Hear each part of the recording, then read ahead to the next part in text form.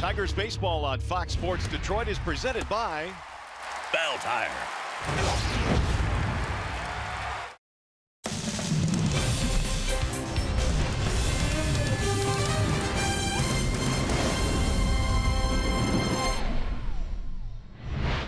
Well, the weather may be cold, but Victor Martinez is getting hot. 310 in his last 12 games, including a big night last night. V-Mart, 3 hits and a homer. Hopefully more of the same here this afternoon on a chilly day as we welcome you to Comerica Park. We're in downtown Detroit. Game 2 in this series featuring the Tigers and the Baltimore Orioles. Hi again, everyone, and welcome to Tigers Baseball. Mario and Pemba, Rod Allen, glad to have you with us. Game 2 in this series. Tigers win the opener behind Victor Martinez. With all the young guys on the team this year, Rod, good to see the veterans stepping up, including Victor. You know, Victor got off to a little bit of a slow start at the beginning of the season. He was 0 for 8 in his first couple of games, but he's reached base safely in his last 10 games, doing a lot of damage. On base percentage over 450, and the batting average about 382. So the 39-year-old has found that fountain of youth and playing real good baseball lately. All right, now Matt Boyd will be on the hill today for the Tigers. He has given up just 2 runs so far this year in his starts. He has looked really, really good. Well, you go back to last September. Matthew Boyd made about 5 starts in the month of September, and he was really, really good with a really good earned run average. You carry that into spring training, and now he's carried that into the regular season this year. In his first couple of starts, he has not had any run support at all. They've only scored 1 run for Matthew, or he'd be 2-0 already this season. He's learned to add and subtract with the fastball, the little cutter, the slider, the curveball, and the changeup. And more importantly, the one thing that he's really worked on, last year it took him 24 seconds in between pitches, partner. This year, about 20 seconds in between for Matthew Boyd. So he's kind of quickened up his delivery, and it's made all the difference in the world for him. Tempo. It's been much better. The Tigers hoping for more good things today from Matthew Boyd. After a short break, back to the Call Sam Studios. John Keating coming up with special telecast today. We'll get to know your Tigers, some insights to your 2018 Detroit Tigers. Stay with us. O's Tigers next.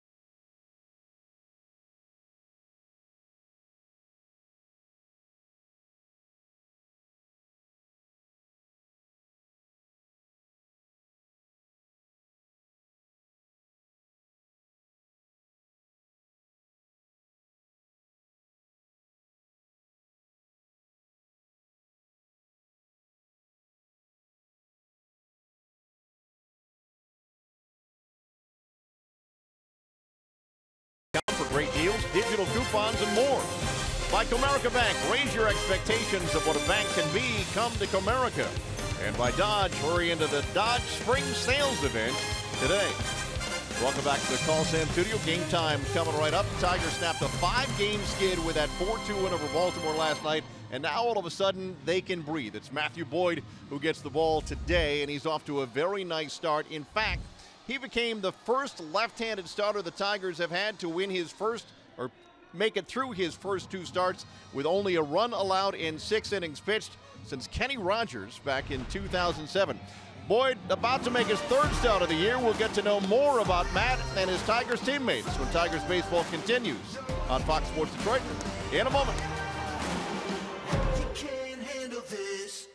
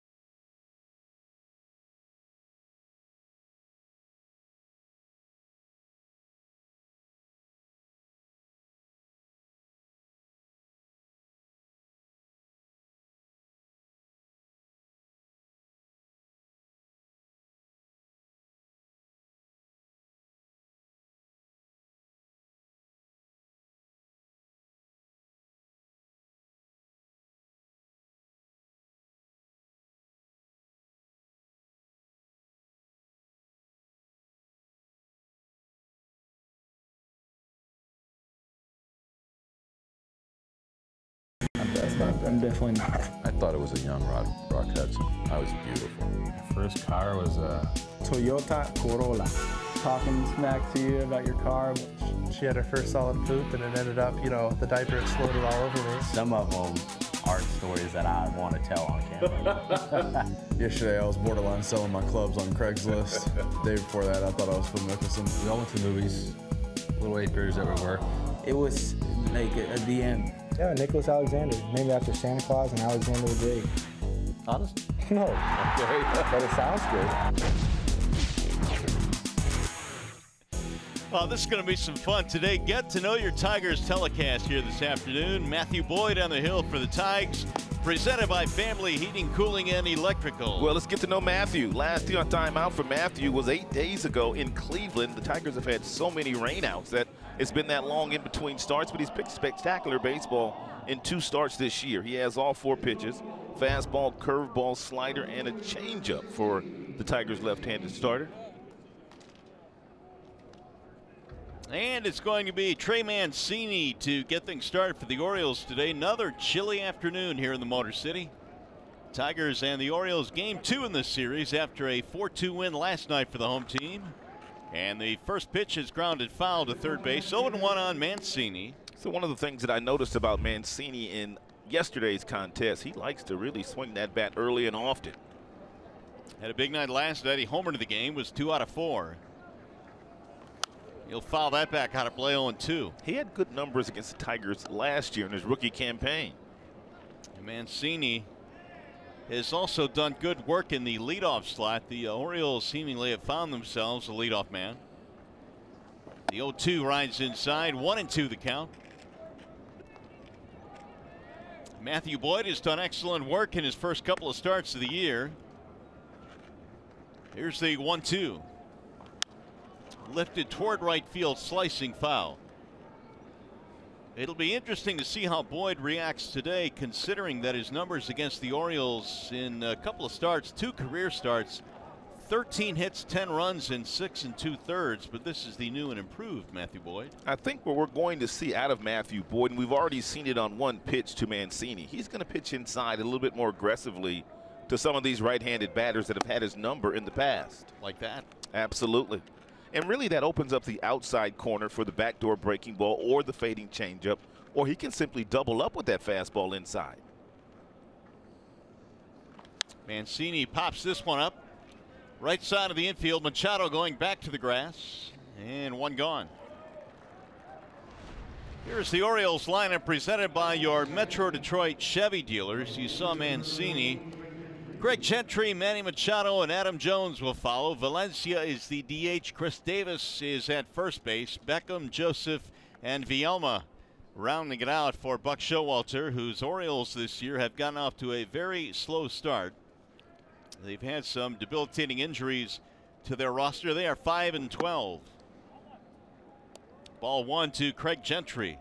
And the main reason is the fact that they're not swinging the bats yet. They will start to swing the bats. They've always had good offensive teams. They play in a ballpark that's really friendly for offense as well. So they will hit. And the Orioles have struck out a lot. Their on-base percentage, slugging percentage, all those numbers are very low. There's Machado waiting on deck.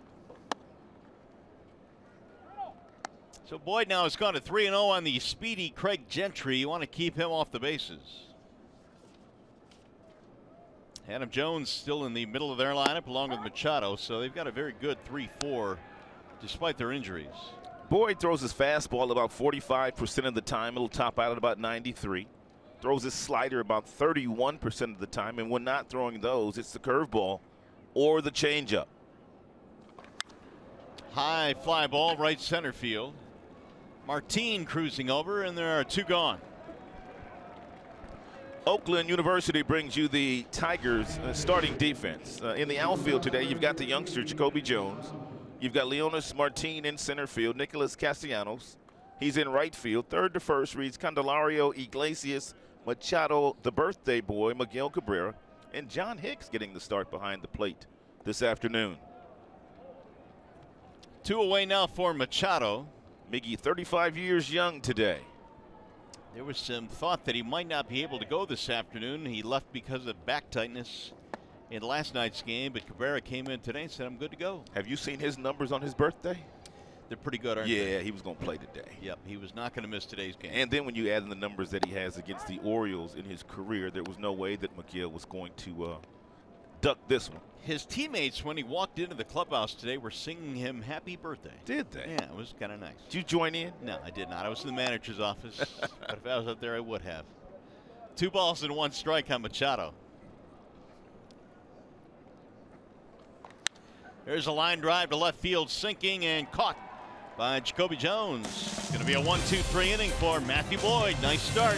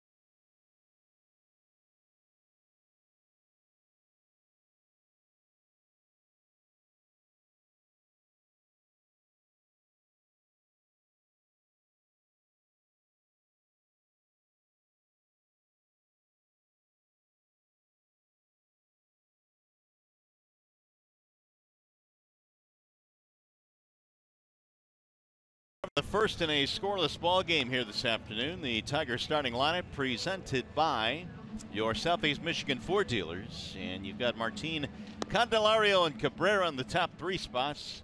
Castellanos is cleaning up, then Vimart and Hicks. Jones, Iglesias, Machado rounded out for the Tigers. Kevin Gausman is on the hill for the Orioles, presented by MGM Grand Detroit. And Gausman comes in 1-1 with an earned run average at 6.60. He is much better than that. He's got a fastball. The velocity's been down in the first couple of starts of the year, but he's usually a guy that's 95 to 97. He's got a split changeup that he uses to get swings and misses, and he also features a breaking ball, which would be the slider. 27 years of age, out of Centennial, Colorado. He throws down low to Martin. Former #1 draft choice of the Baltimore Orioles, off the campus of LSU back in 2012. Good baseball school. Yes, indeed. Here's the 1-0 pitch. That's in the air down the third base line. Foul out of play. 1 ball and 1 strike on Martin, who had another good game last night, 2 out of 4. And now multi-hit games in 3 of his last 4.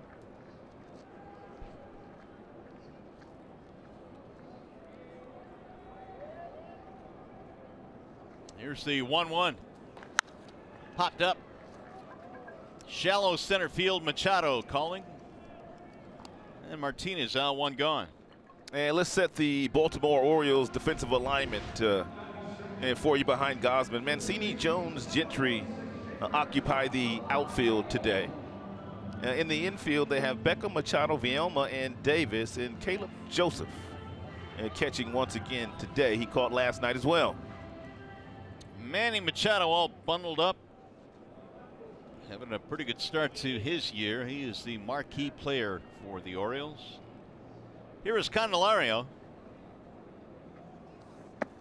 Jamer takes the ball low. The average temperature for the Tigers this season in games started is 41 degrees, which is the lowest temperature in the major leagues. Now the 1-0 pitch.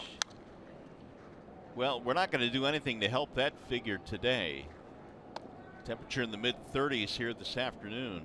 Tigers hit some batting practice today on the field for the first time in a number of days. Baltimore did not hit on the field. I'm sure they hit in the cages right outside of their clubhouse.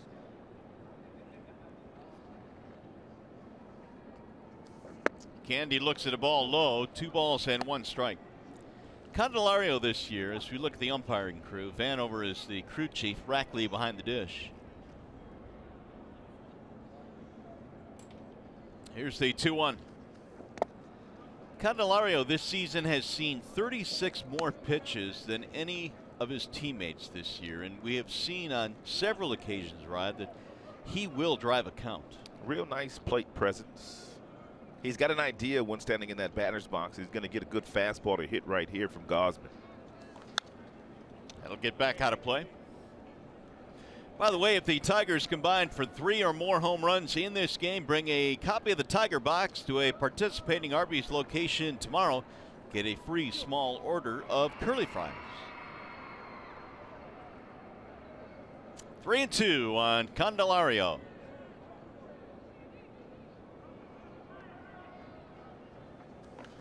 Another foul back out of play. This is just what he does. Working Gausman here early in this ball game.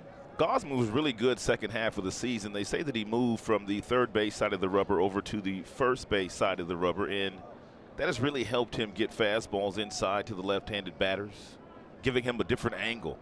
He's a very tall guy. Slice to left field. That is going to drop. Base hit right in front of Mancini. And Candelario is aboard with a 1-out single. Candelario had a really good day last night, as a matter of fact. He tripled and he also singled real late in the game and picking up right where he left off. Here's a fastball that's up in the strike zone, and Candelario with a real good swing, real nice concentration, and he's able to drive that ball right to left field. Real nice job, real nice patient at bat by Candy.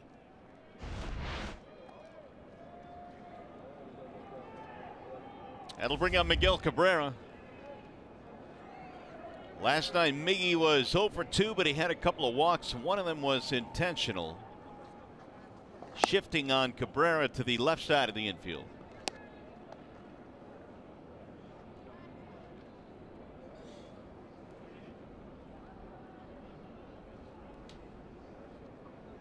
Miguel at .235, 1 home run this year. In fact, the Tigers as a team have hit only 6 home runs the entire year.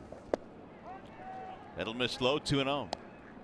And that is the lowest mark in Major League Baseball right now. And I guess we kind of expected some of that, Rod, with all the thunder that has left the ball club. Guys like J.D. Martinez, Upton, Kinsler. Yeah, but we'd expected they have a few more than 6, though. But as we've said, the weather has not been all that great for the Tigers from an offensive standpoint this year. On a 2-0 pitch, he drives one down the left field line. It's going to go to the wall. Candelario's on his way to third. They're going to stop him there. Kennedy looked like he wanted to come home to score, but Dave Clark gave him a hold-up sign. Very seldom do you see Miguel Cabrera turn on fastballs. Miggy usually, when he's looking for a fastball, he drives the ball the other way. But Baltimore, they pitch him inside so much, is that he was able to clear his hips out of the way and get that bat out in front of home plate and keep that ball fair with that bullet and that short hop to gate.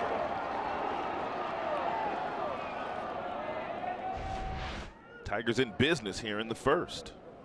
Here is Nicolas Castellanos. 4th double of the year for Cabrera.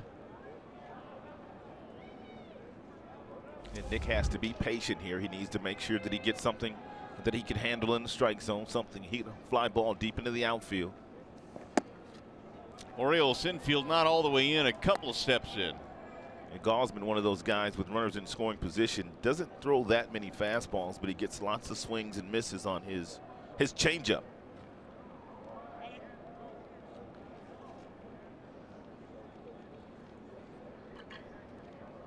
Now the 1-0.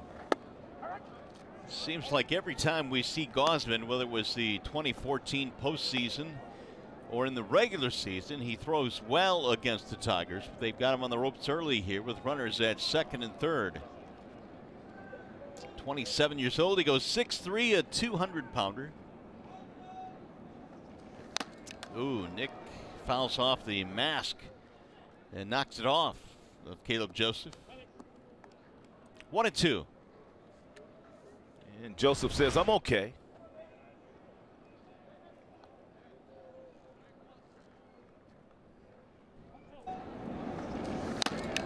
So you want to be a catcher, huh? I'll wake you up. Now the infield coming in, a few more steps with 2 strikes on the hitter. If Nick doesn't drive this run in, Buck Showalter might just walk Victor Martinez here in the very first inning. Fouled away.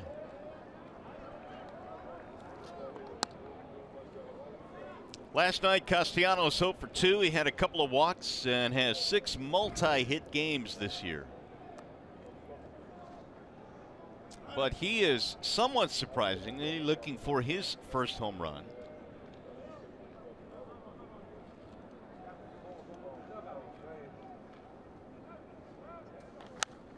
Popped up. Foul ground. Is there room? Joseph makes the catch. So Castellanos unable to drive the run in, 2 gone.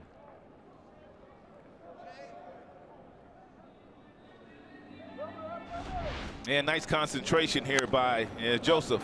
Caleb, he was able to find the ball and get rid of the mask and got plenty of help from his dugout, telling him that he had plenty of room.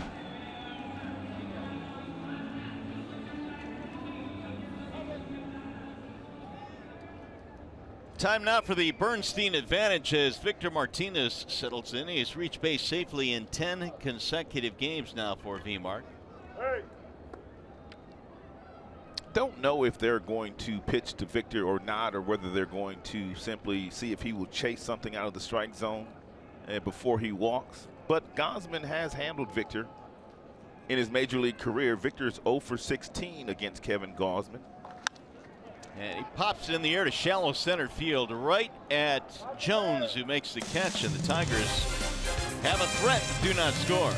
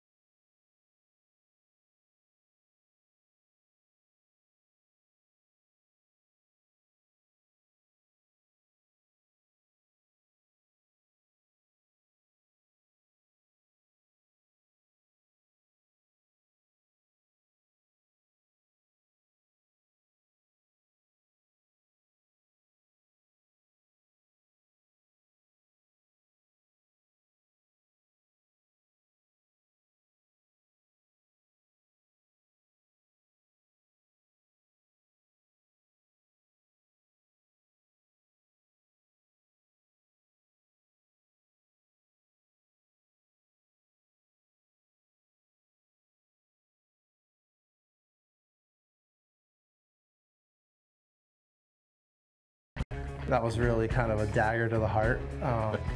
But she called me a few days later, and being in the Northwest, you know, we went to a Starbucks in Corvallis, Oregon, and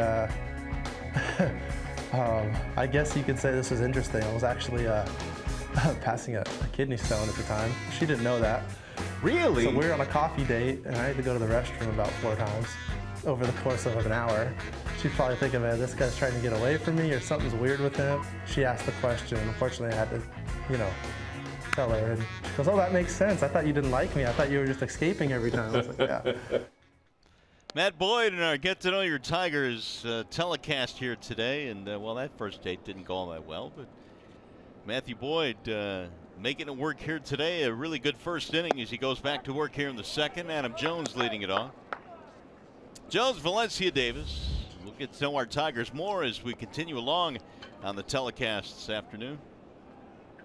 Jones at 236. Chasing one in the dirt. Down he goes. First strikeout for Boyd. That's a breaking ball with 2 strikes. That's a beauty. He just buried that ball down. And it's a nice job by John Hicks in making sure that ball stayed in front of him. Here's Danny Valencia.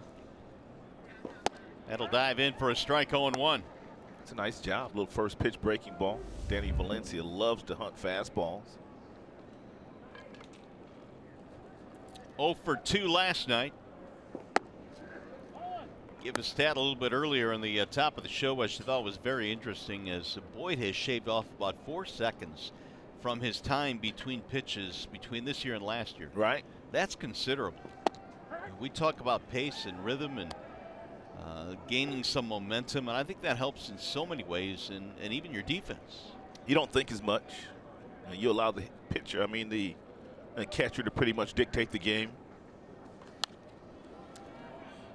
Yeah, Mark Burley used to say that quite a bit when he pitched for the Chicago White Sox. His games were routinely 2.5 hours, and he said, I don't care, man. Whatever the catcher throws down, I'm throwing. And he literally did that. Yeah. He never shook off A.J. Brzezinski, who caught him most of the time. 2-2 now on Valencia. And the one thing I've noticed about Matthew is that he hasn't made many mistakes this year after he's gotten ahead in the count. He's been able to put hitters away with good quality pitches. He's had those guys out on that front foot all afternoon with that really slow breaking ball. That last one at 78 miles an hour. He had Jones on the front foot. He had Machado fooled on that front foot as well. There's the Boz, Chris Bosio, the Tigers pitching coach, back with the team. He missed a couple of games in that last road trip, but is well enough to rejoin the ball club. That'll miss low and away, 3-2. Well, so they say if you throw it 2-2, you can't be afraid to throw that breaking ball 3-2. Davis is going through one right now. High drive deep in the left field. That ball going to the track, to the wall, and it's out of here. It's a home run for Danny Valencia, his second of the season. And the Orioles have a 1-0 lead. That was an off-speed pitch, and Matthew left that ball up in the strike zone. And even though it looked like for a moment that Valencia was fooled on it, he kept his hands back, and he hit that ball about 400 feet. He crushed it.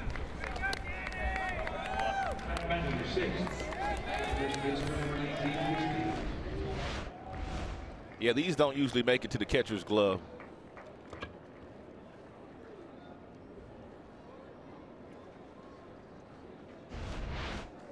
Second of the year for Valencia. His third RBI as Chris Davis checks in.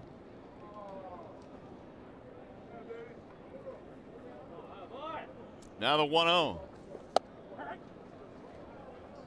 Davis last night was 0 for 3 with a walk. He struck out 3 times.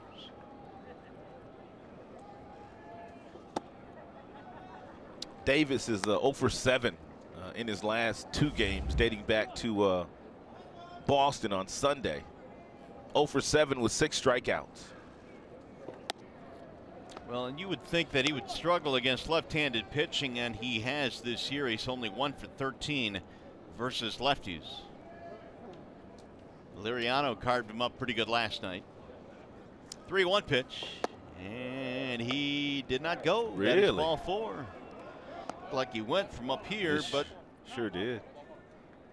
Guccione has a better view down there at third.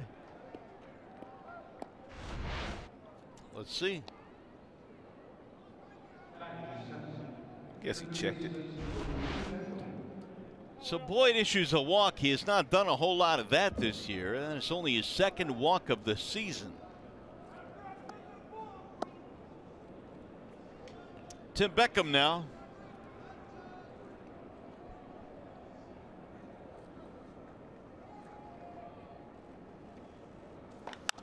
He'll drive one toward left center field. Jones coming over, and Jacoby hauls it in. Beckham is out, 2 gone.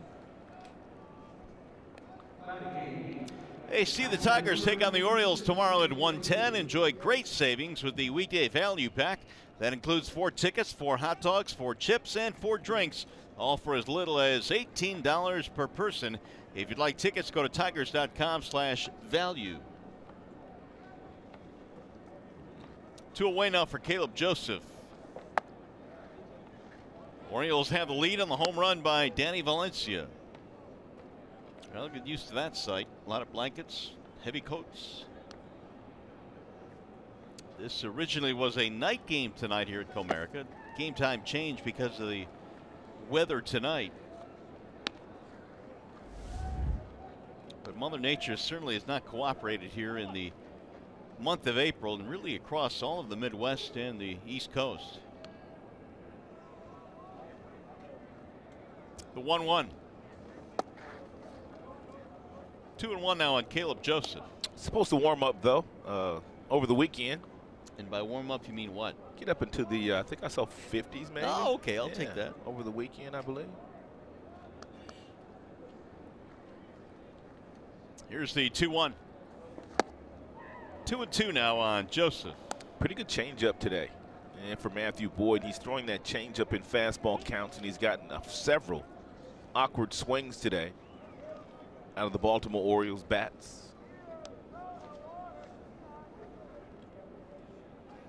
Swing and a miss. He struck him out. That'll end the inning. They get a run though on the home run by Valencia, and we go to the bottom of the second.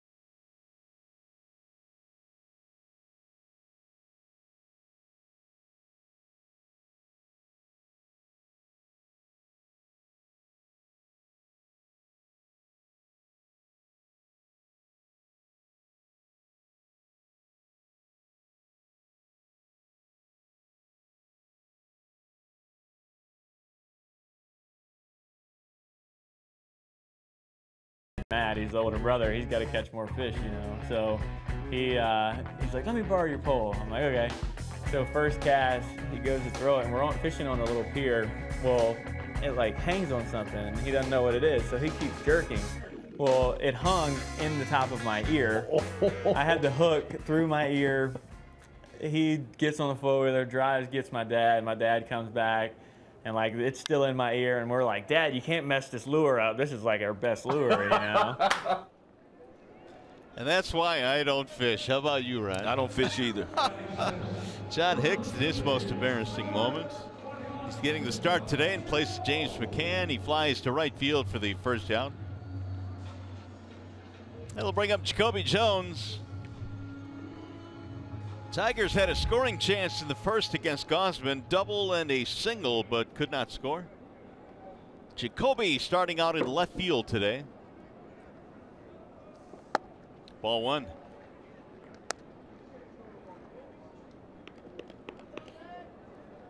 Jones had 176, had a really good spring training this year, 354.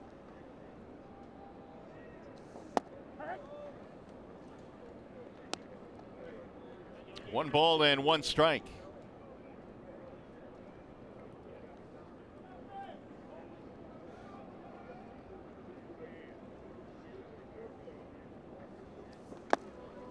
Two and one now the count. I would imagine sales of hot chocolate and coffee will be through the roof here this afternoon. Yeah, they need to make sure they're well stocked in that area. Now Gausman with the 2-1. 2-2 on Jones. Jacoby worked so hard to get himself into that fastball count, and then he chased that ball that was out of the zone.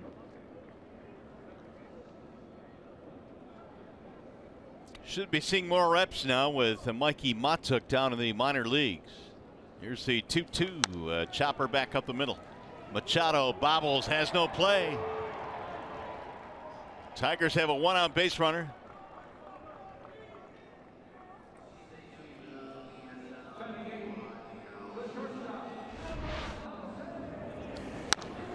Looks like a relatively routine play for Manny Machado, who is playing shortstop for the first time in his major league career. His previous 5 seasons he spent over at third base. They have ruled that a base hit. I thought it was Miggy's birthday. Apparently it's Jacoby's too. Is it? It's got to be an error, doesn't it? Well, I mean, this is the big leagues. And I like Jacoby. I mean, that's I do too. It's not even a question. No, but, you know, we're trying to be fair up here. Yeah, Manny's a premier defender. Premier defender. 1 ball, no strikes on Iglesias. Off to a 116 start. Iggy was 1 for 4 in the ball game yesterday. Go!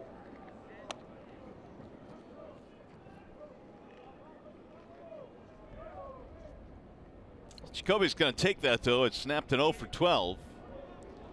And the Tigers have their 3rd hit.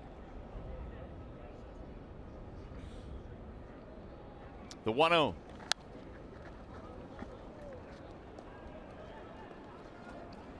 By the way, as you enjoy a Miller Lite, look forward to the whole true moments later in today's game.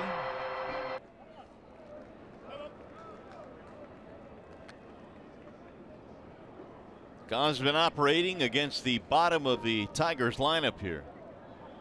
Ooh, chilly on a hot day. Yeah, that's a good day for some chili. Yeah, very good day.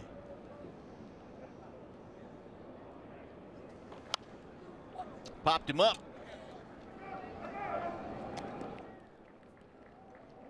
2 gone. It's going to bring up Machado.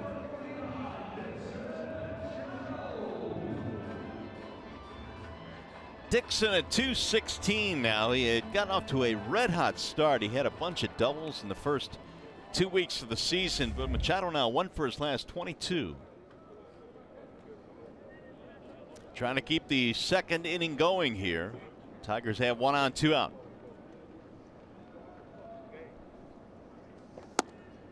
Ball 1.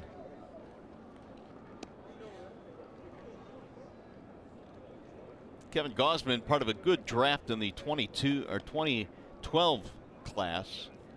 That included Correa, Buxton at the top of that first round. Dixon lines one to left, base hit. Out of the reach of a diving shortstop Machado. 2 out single, 2 on now. bring up the top of the order, Leonis Martin. And solid contact made here by Dixie Machado. And it got a fastball at 92. And rifled that ball right past the diving Manny Machado.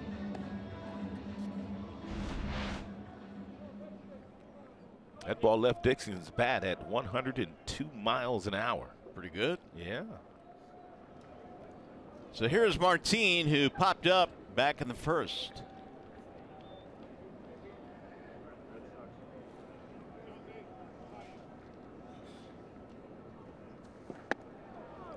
Ball one. Martin laid down just a beautiful bunt last night in which he got a base hit on, and I'd love to see him do more of that. Not necessarily in this particular situation, but boy, I'd love to see him bunt for hits more often with the speed that he has.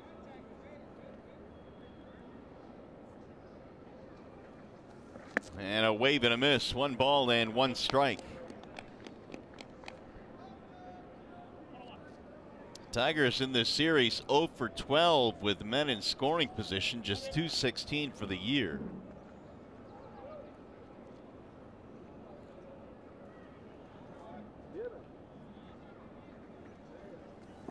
Wave and a miss, 1 and 2.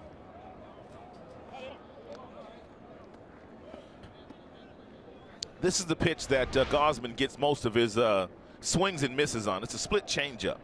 It acts like a fork ball or a split-fingered fastball. It looks like a fastball coming out of his hand, and you saw that tumbling action on that pitch. And he's thrown it twice to Martin already. And the result has been the same, swing and a miss. Swung on and missed. He struck him out. 3 straight split changeups. So the strikeout of Martin ends the inning. Tigers again threaten but leave a pair. We've played 2, 1-0 Orioles.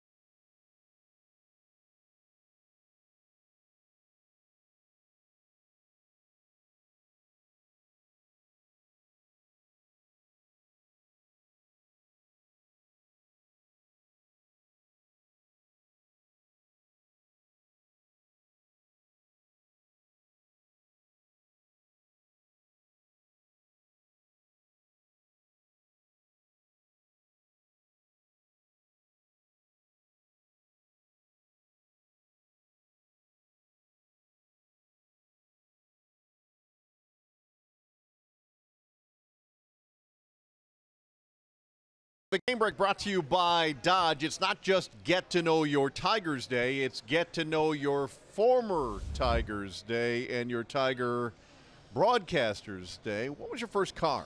My first car was a 1995 Ford Escort, green, little stick shift, and I loved it, Keats. I absolutely loved that car. What color green? What like part? I would call it a light green. And you like that, eh? I did. Mario, Rod, what were your first cars? Well, mine wasn't light green, I know that much. There's a bouncing ball to second, and Vielma's going to be out. Mine was a 78 bronze 78 Firebird, and it was way too powerful for me at the time. So you got a ticket, is what you're saying, no, or tickets? I'm not admitting to anything. I cannot confirm nor deny. My first car was a 1977 Buick Regal, which I bought with a little bit of my signing bonus when I signed with the White Sox. It was canary yellow. Yes, indeed. Everybody knew you were coming. You know it. What kind of gas mileage did you get on that, Rod? I don't even remember, man. Didn't matter, did it? Didn't matter. Trey Mancini, the batter. And he'll dive in for a strike. 1-1 on Mancini. We're playing here in the third. The Tigers trail 1-0 on the home run by Danny Valencia. Did we get Keating's first card? Did he say what he had? That'll be sliced to right field to the corner where Castellanos runs it down. It was a four-door Ford LTD. Uh-oh. Really? With, I think I've shared this story with you in the past. There was a front seat that was like a sofa, which would have been a great makeout car. The only problem is you need somebody in the car to make out with. That was a bit of an issue for me back in the day. I can see you cruising down Woodward wearing a fur coat in that car, man. Nice. LTD. Oh, man. 2 gone now. Here is Gentry, and he looks at a strike. One of the things that I've noticed about Matthew Boyd this season, lots of fly balls being thrown by Matthew Boyd. I don't remember him throwing as many fly balls last year as this year. No, that's a good point. You look at the percentages, and they are way up in that category. I believe 64% of the balls put in play by Matthew have been balls in the air, and already today, so why is several fly balls. I think one, he's working at the top of the strike zone with that fastball when he gets ahead and counts. And I think, too, Mario, he's got a real good feel for that changeup and that backdoor breaking ball to get those right-handed batters out on that front foot, and it causes them to pop that pitch up. 2-2, the count on Gentry. We'll see if he goes at the top of the strike zone here to Gentry, or if he tries to finish him off with either that breaking ball or that fading changeup. It went up top. Well, being a fly ball pitcher in this ballpark is not all that bad of a thing. That's right. I mean, especially out in center field and the gaps here, very deep. Here's a 3-2, and he lost him. Ball 4, 2-out walk. Second walk now for the lefty Boyd. He came in with just 1 walk on the season. All right, Rob, what do you got here? Well, you know what I always say. My mom always told me, if you don't have nothing nice to say, then you just don't say nothing at all. Your mom was a wise woman. So I'm just not going to say nothing at all. Here's Manny Machado. How can you not wear a shirt on a 35-degree day? Wanted to be on TV. Good point. Mission accomplished. 0-1 on Machado. Line to left field in his first at bat. Fouled away. 0-2 now on Manny.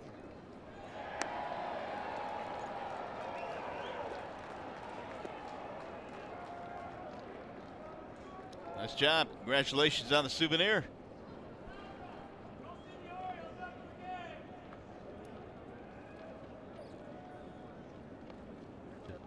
Now Boyd with the 0-2. Oh, he went up top and he chased it, strike 3. Boyd is just pitching. He really is. No runs, a 2-0 walk, 1 left. We'll get to know more of our Tigers when we come back.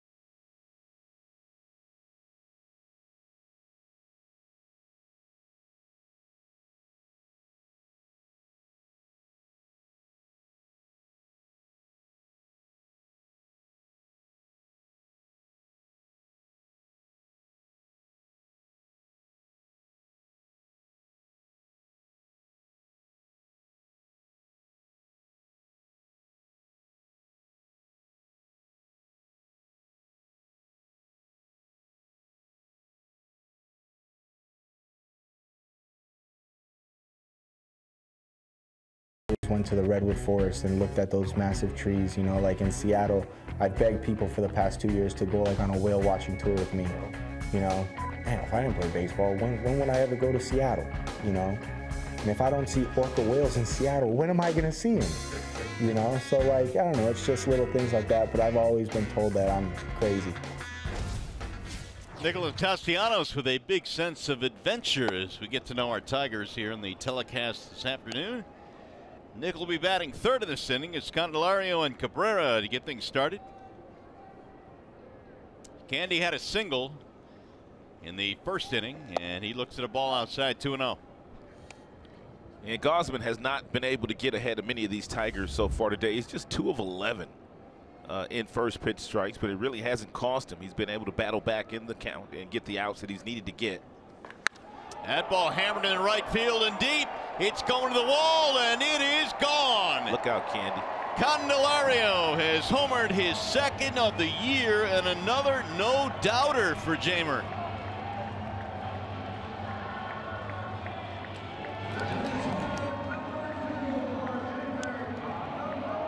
Tied at 1.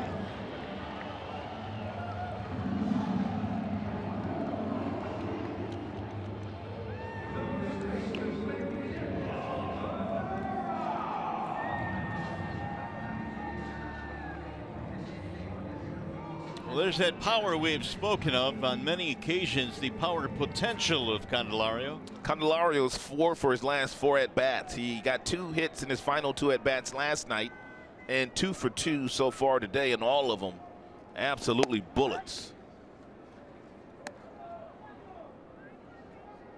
Number 2 RBI, number 5 on the year. That has tied the game at 1. Cabrera sends a ground ball up the middle. Gobbled up by Vielma, who throws him out.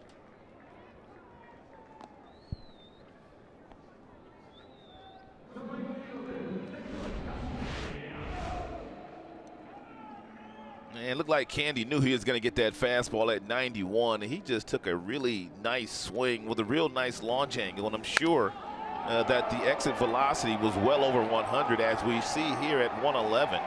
The launch angle 26, a result, and projected distance 404. So that's a real nice job of driving the ball by Candelario. Castellanos is up there now. They play him defensively just like they played Cabrera.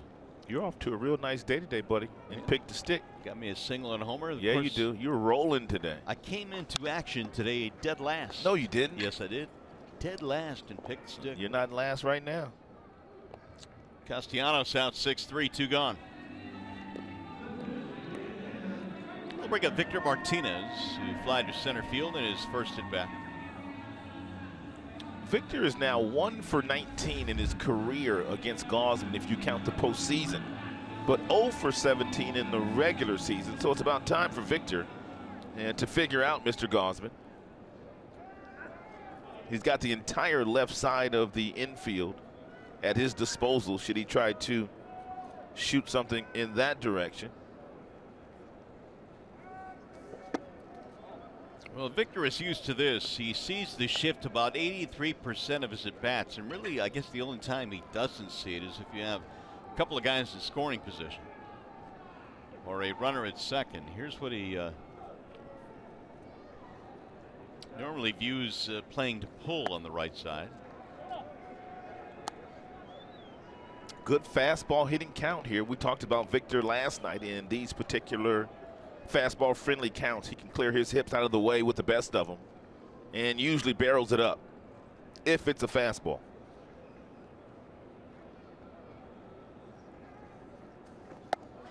But have you seen anybody play this deeply from second base? Vielma is way out there in short right.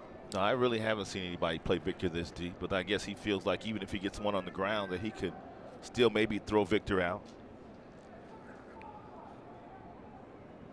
Here's the 3-0. He'll swing high fly ball right field. It's going to go to the warning track, and it's going to be caught by Gentry. That'll end the inning. Tigers are able to tie it up. Jamer Candelario with a home run. 1-1 ball game. Tigers baseball presented by BAL Tire.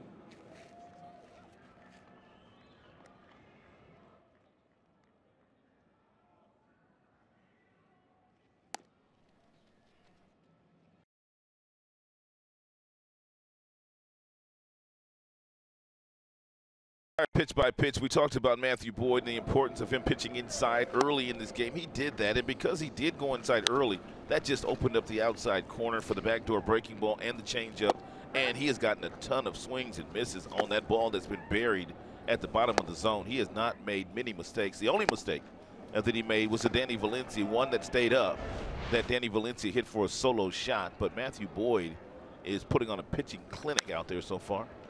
That's driven down the right field line, slicing foul. Boyd had so much improvement with that breaking ball last year. In 2016, they hit the breaking ball at about a 300 clip, but that number plummeted last year. And you see his usage today, 50% with the fastball, 19% with the slider. He's also used the curveball and the changeup very effectively today to this right-handed dominant lineup that Buck Showalter has ran at him today.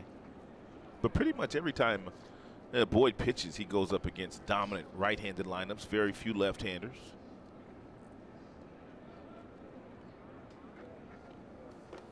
Adam Jones would not chase. That stays high, 1-2. Adam Jones, for the most part, is a dead pull hitter.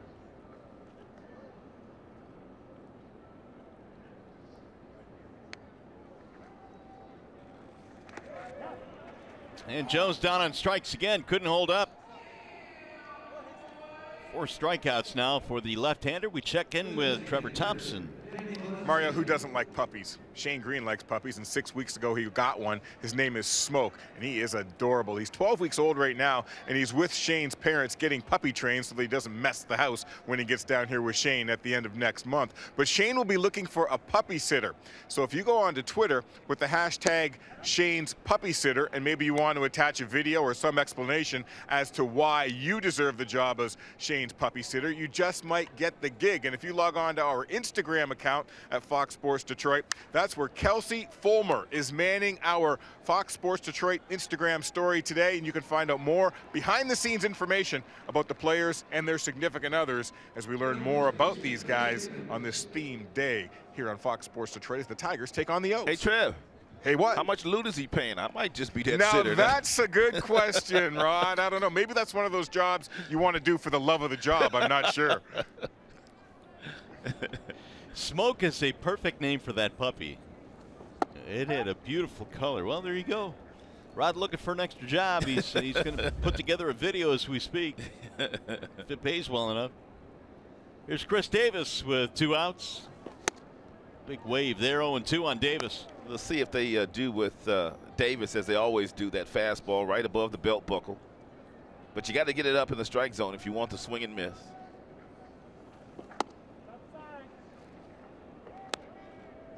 Davis had a walk in the second inning. A couple of walks today for Boyd. Here is the 1-2. High pop-up. That's in the shallow center field. Who's going to take it? You got three defenders. Look out. And finally caught by Iglesias. Well, which Tiger regrettably let his sister turn his hair into a mini afro in 4th grade? Find out as we get to know your Tigers Day coming up next.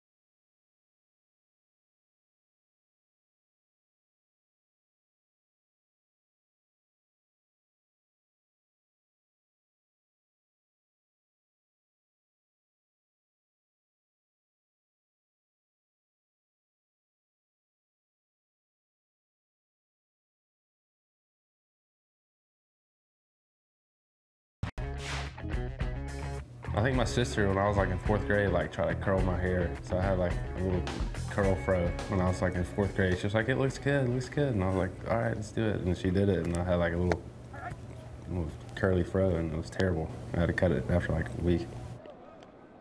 Most embarrassing moments for our Tigers, and Jacoby Jones relating a story when he was a youngster. And Jacoby will bat second in this inning as John Hicks leads it off.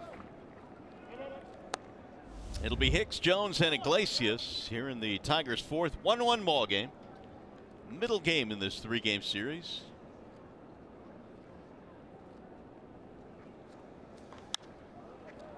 That'll get back into the seats 1 and 2. Gausman surrendered the home run to Candelario in the 3rd. That is the only Tigers run so far.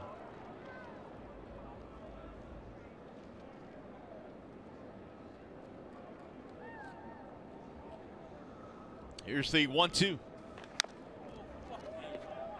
Gausman wears number 34, and he does so. He changed his number this year to honor Roy Halladay, who was his childhood idol as a sports figure. And the great Roy Halladay passed away, and that was the number 34 that he wore. The 1-2, swing and a miss. Both he and Halladay are from the state of Colorado, so there's that connection as well.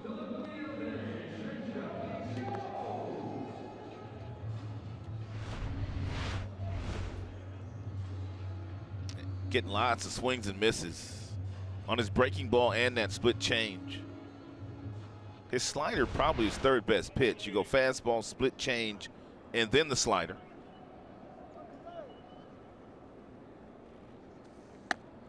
Ball 1 to Jones. These two played college ball together at LSU. And Jacoby was drafted in 2013. Gausman was drafted in 2012. So they played at least 1 year together, maybe 2 years together in college.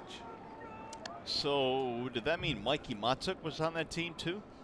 I thought Mikey was a couple years ahead of Jacoby. He was gone. He might have played 1 year with Gausman, because Gausman was 1 year ahead of Jacoby. So Gausman and Mikey might have played 1 year together. Little chopper to the right side of the infield. Vielma will throw him out. 2 gone. Fans, if you can't catch the games on TV, you can stream them live on your mobile device with Fox Sports Go. Download the app and take Fox Sports Detroit and Tigers baseball with you wherever you go. Made available by Oakland University. 2 up, 2 down. Now here is Iglesias. Kind of had a feeling it would be this kind of game today with the way Gausman has pitched over the years against the Tigers and the way Boyd has been pitching recently. And runs have been hard to come by. 1-1 here in the 4th. Iggy popped up in his only at bat.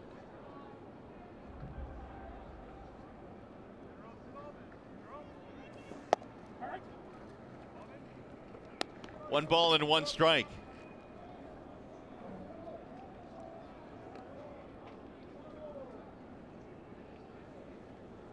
Gausman back home with the 1-1 pitch, and it's scattered down the right field line, foul. Talk about Martin dropping a bunt down here and there. What do you think about Iglesias perhaps doing that? He ought to do the same thing. I mean, he's off to a very slow start this year, batting just 114, not necessarily with 2 outs unless you're going to steal second base. But there are some situations when Iglesias does step in that batter's box that he could exploit the third baseman playing deep. Bouncer to third, foul. So that's a great point and great observation on your part. You got to do whatever you can do to get on base, and sometimes that's just an easy base hit for you. Yeah. Well, Iglesias on Friday was able to snap an 0 for 19. It's been a slow start for Iggy, who had a decent year offensively last year. He had 33 doubles, 6 home runs. That was a career high.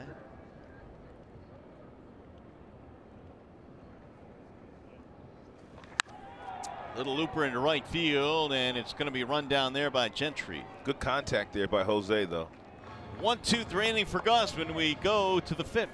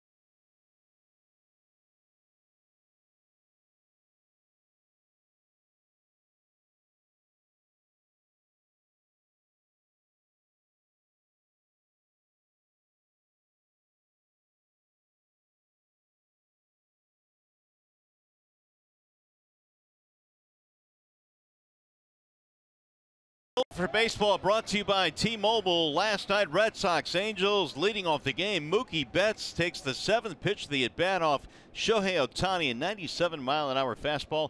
He then homered again in the 3rd and 8th. And 5 homers on the season now for Betts. The Red Sox blasted the Angels last night 10-1, in which a game we thought was going to be a whole lot closer. But boy, oh boy, the Red Sox are rolling. Oh, man, are they ever. I mean, I was watching that game last night, and I was watching that at bat by Mookie Betts, and at 97 miles an hour at the bottom of the strike zone, he hit that ball to straightaway center field. His hands are so quick. Mookie Betts is one of the top 5 outfield talents in baseball, in my opinion. One of the top 5 talents in the game. Well, he's off to a blazing start. Meanwhile, Ohtani left that game early with a blister, and they feel he's going to be able to make his next start. But Not quite the showdown we had expected last night as Boston held to the Angels. Maybe that's why Ohtani didn't really have a good feel for his off-speed stuff last night. He had no problem throwing his fastball, but he really had a difficult time with that split-finger changeup that had been such a devastating pitch for him in his first 2 outings of the year. Only 2 innings last night for Ohtani. Boston Red Sox are 14-2. Off to a great start. Here's the 3-0 pitch. He's taking. It's a strike called on Tim Beckham. And be careful here. Just don't lay one in there to Beckham, even though he's off to a slow start. He's got plenty of sock in his bat.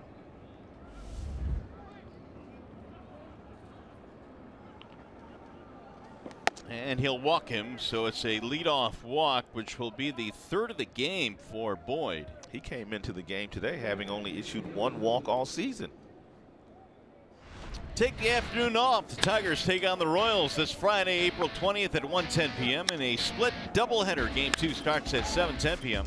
Great seats on sale now. Go to tigers.com or call 866-66-TIGER. Pack a lunch. Pack a lunch. We'll be here all day. And some dinner. Hopefully a couple of Tigers wins.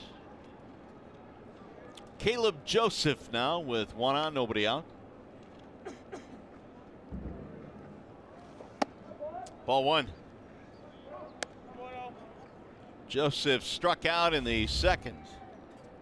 Boyd has 4 strikeouts to go with his 3 walks.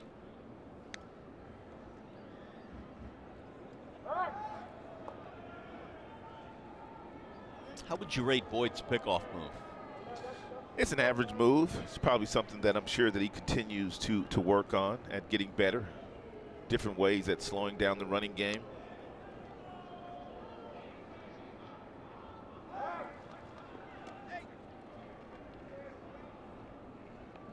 Even if you don't have a great move, if you're a left-handed pitcher, you just want to be able to keep them from getting a really good jump off of you. So you don't want to be predictable. You don't want to have the kind of delivery where the base runner can pick it up right away when you're going to deliver the ball home, which would allow them to take off and steal bases easily against you. We'll get a mound visit now as Hicks goes out. 2-0 is the count on Joseph. Boyd right now facing the bottom 3 hitters in the lineup.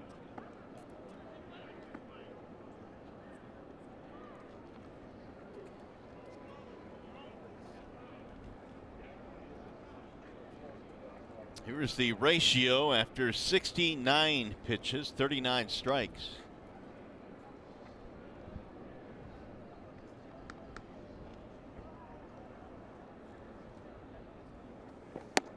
Taken on 2-0, it's in there, 2-1. That's the kind of confidence that Matthew Boyd has in his off-speed pitch here today. Joseph batting 0.86 in a 2-0 count. He throws him a breaking ball. That's confidence in that pitch. See what he's got here on 2-1. That ball in the air, not deep. It'll be Martinez to run it down, 1 gone.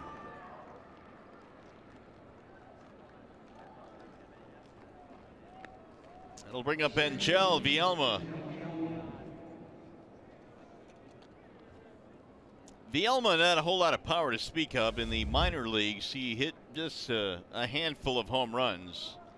Jonathan Scope on the disabled list, the fine second baseman for the Orioles. They really miss Jonathan Scope and his bat, and not only his bat, but you brought up a couple of other guys that they miss as well. Trumbo, they really miss his bat. Rasmus. Yeah. Scope drove in 100 runs last year.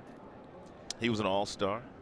Yeah, it's definitely a much different lineup for the Orioles without those players. They still have a pretty strong middle with Machado and Jones, but beyond that, it's a drop-off without Trumbo and Scope.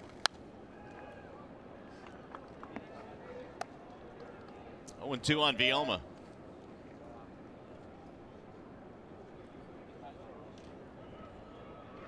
Orioles got a run in the 2nd on a home run by Valencia. The Tigers tied it up on the Candelario home run in the 3rd.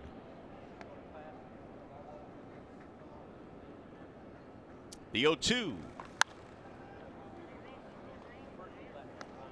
Matthew went up top that time, and Vielma was able to get a piece of it. Matthew has really worked all 4 quadrants of the strike zone today against Baltimore, and not only with his fastball, but also with his breaking pitches. He's gone up and in, up and away, down and in, down and away, changing speeds on everything that he has thrown so far.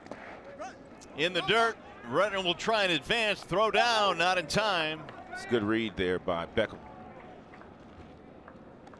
You have to anticipate that the ball is going to be in the dirt. Beckham knows that there's been a lot of breaking balls thrown by Boyd already today, so he guessed on one, took off. Nice play by Hicks, but head first sliding Beckham in there safely. If he does not have that type of anticipation, it's going to be tough for him to get in there. Yeah, he probably would have thrown him out. The ball really wasn't all that far from Hicks. They ruled that a wild pitch to advance the runner. Top of the order lurking Mancini. Boyd had just a 10-pitch fourth, but they're making him work here in the 5th.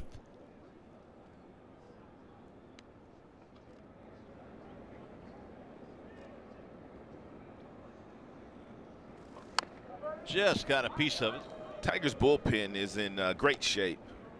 And with all the days off and all the postponements, everybody pretty much needed to pitch in last night's game.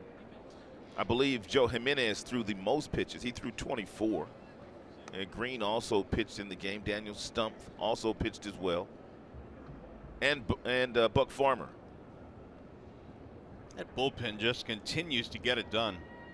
4 scoreless last night for the Tigers. Swing and a miss, and down goes Vielma. We bring in Trevor Thompson. Well, back in the day, Ron Gardenhire's father was on the security team at Oklahoma State Tech University. So he got Ron a summer job with the maintenance crew, and Ron said that's where he was on the working end of a jackhammer, helping the maintenance guys repair sidewalks, put in new sidewalks, also mowed some lawns. But then he also related a story about working at a gas station. The owner of the gas station actually put him in charge, and he probably should not have done that because Ron tried to actually pour oil inside some lady's engine core, that heater core. That's really not where that's supposed to go. But he thought that was a joke looking back on those days. So on the working end of a jackhammer, pouring oil during the summer, Ron Gardenhire has done a few different things along the way, but I guess big league manager probably be top of the charts as far as jobs go in his history on his resume. Yeah, I guess so. It's not really where you pour the oil, is it, Trev? Not really. That was a great story that Gardy was telling today about some of the jobs he had as a youngster in college. He's 17 years old. The baseball thing worked out for him, though. 1-1 on Mancini. What about you, Rod? What kind of job did you have as a kid? Did you have any that I did. I had several jobs. My first job was a paper route. Nice. You know, when I was like 11 years old, I used to get up, you know, when I got home from school, go get the papers, fold them up, put them on my bike, you know, and just go deliver them. And did that on Sundays, too. Those Sunday papers were heavy, though. Yeah, they were thick. Candelario stays with it nicely and throws out Mancini. That'll end the inning here in the 5th. First job is part of our Get to Know Your Tigers telecast. More coming up.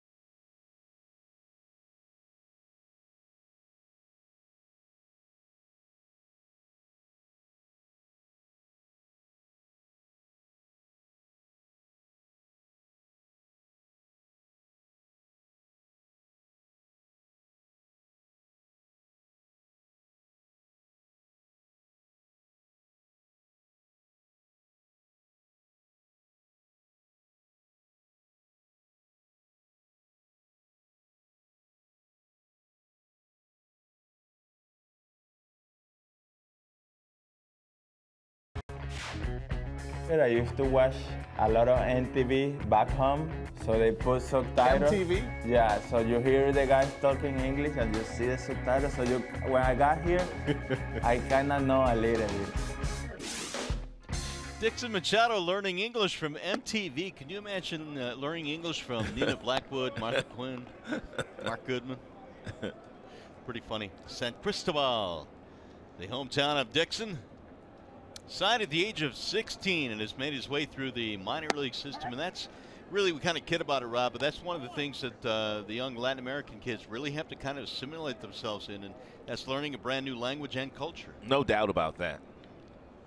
Learning to play the game as well. Bouncer up the middle to his left, Machado. One Machado throws out another. I think most organizations do a wonderful job, though, when they do have the younger Latin players. Not only do they do it in the academies that they have in the Dominican Republic and Venezuela, but they also do it when they come stateside. They have tutors for them. So they basically go to school to learn the English language while they're still playing baseball. So I think that the organizations really help the young kids in getting acclimated in the States. Leonis Martin fouls away the first pitch. 1-1 game. We're in the bottom of the 5th inning. Each team with a solo homer. Got a little bit of a pitcher's duel going on here today. Gausman's given up 5 hits. He's only given up the 1 run, which was the homer to Candelario, and Matthew Boyd's only given up 1 solo shot today.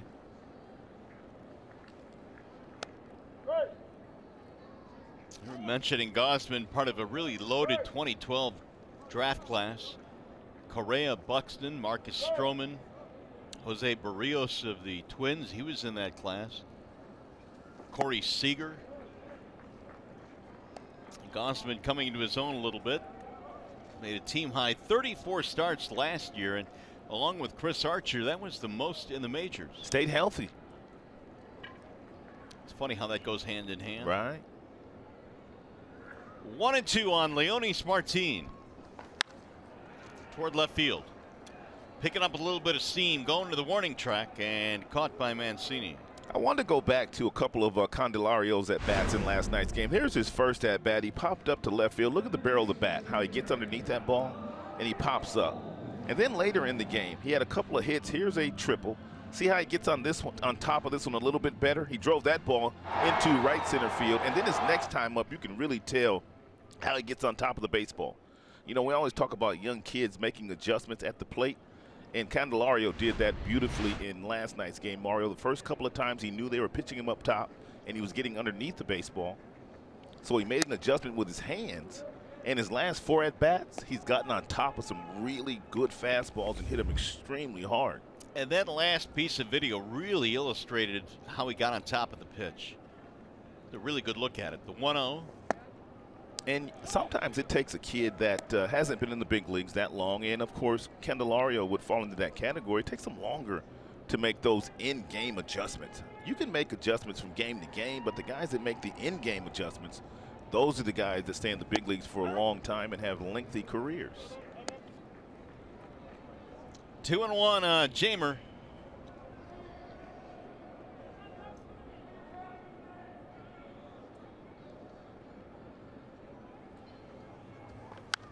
Fouled away, 2-2. Here's another look at his split screen. This is the first at-bat of yesterday's game and his final at-bat yesterday. The first one, you can see the barrel dropping.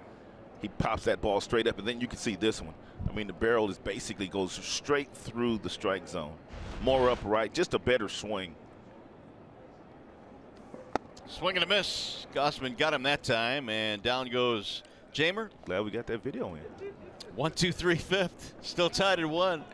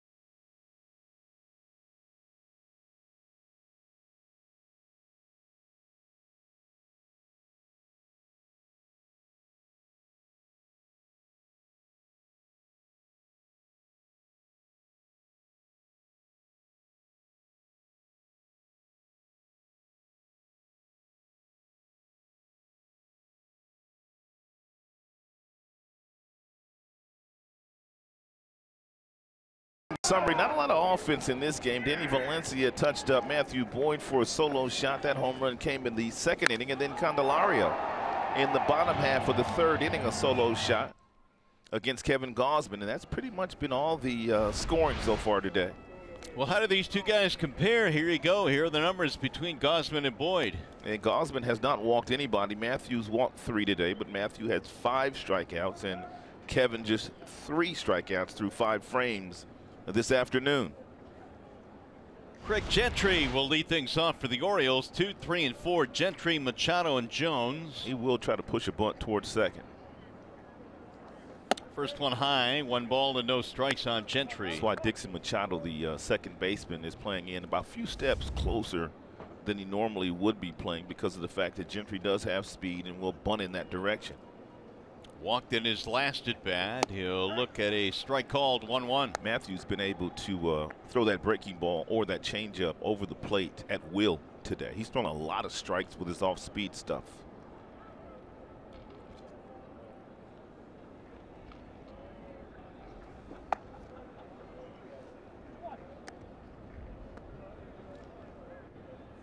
Gentry, former Ranger, spent 5 years in Texas.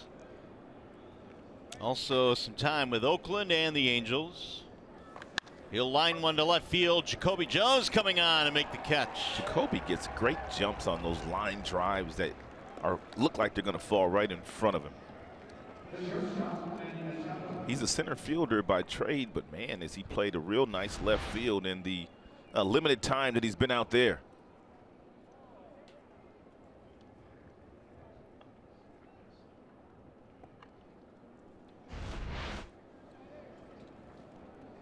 Here's Manny Machado. Line out strikeout. Machado chased one out of the strike zone his last time. Right at about the bill of his cap. Machado playing shortstop these days after spending the beginning of his career as a third baseman with the O's.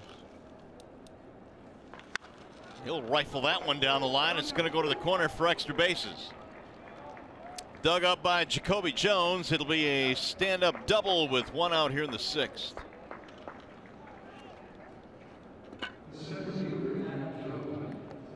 Tigers baseball on Fox Sports Detroit is brought to you by Bell Tire. For tires and auto service, everybody needs a Bell Tire guy. Chevrolet, the most awarded and fastest growing brand the last 4 years overall. And by Sling TV, live TV you love, only better.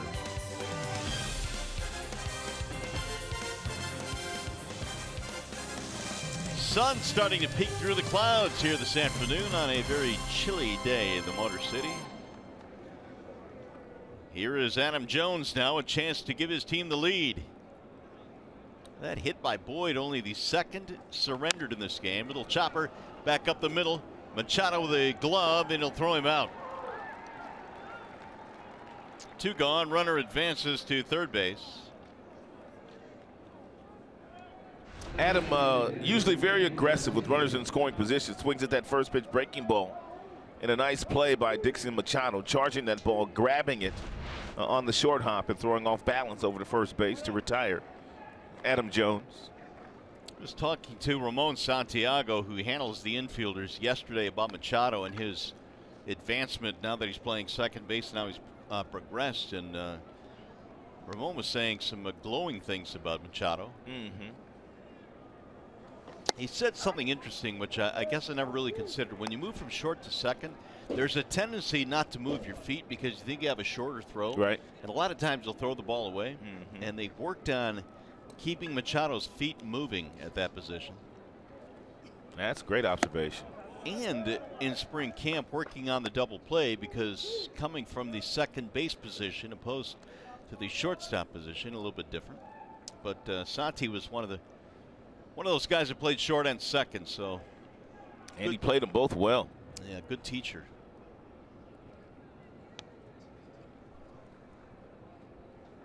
Here's the 1-1.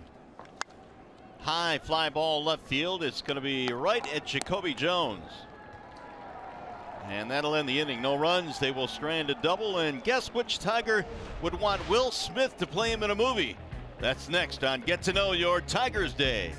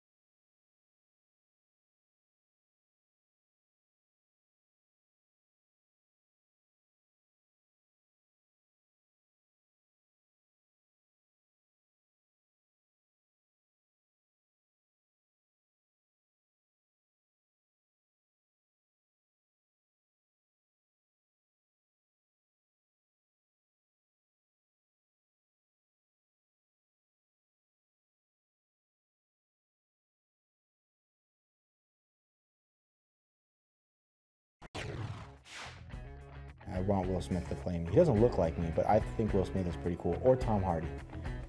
Tom Hardy's a good choice. Tom Hardy is I can't say badass on the air, can I? Yeah. Tom Hardy's badass. Okay, cool. Nicolas Castellanos considering who to play him in a movie. Tom Hardy's latest role is as Al Capone, so there's that. But he said he'd like for Will Smith, Will Smith to play him in a movie. Kind of out of left field. He said Will Smith was cool. Miguel Cabrera leads it off, and he'll look at a ball outside. 1-1 the count. And Miggy hit a bullet to left field his first time up for a double. It was on a 2-0 pitch that Gausman tried to get inside against Miguel Cabrera. 1-1 game. We're in the bottom of the 6th inning, and a drive to left field. That ball is going to hook, and it is going to get out of here. That thing is a line drive home run. That ball got out of the ballpark in about 2 seconds. Jones, or I should say the left fielder Mancini, had him played a little bit towards center field, kept hooking away from him and cleared the wall. Had a feeling that Mickey would have a big day today on his birthday. His batting average nearly 400 when he celebrates a birthday. And to that total will put the Tigers ahead. That ball got out of the ballpark in just a couple of seconds. Here's Miggy's numbers on his birthday. He is close to 400 with 10 RBI and 3 homers. Here is Castellanos. We don't usually see Miguel Cabrera hit home runs, Mario, like that to left field. We don't see him hit home runs on the line like that.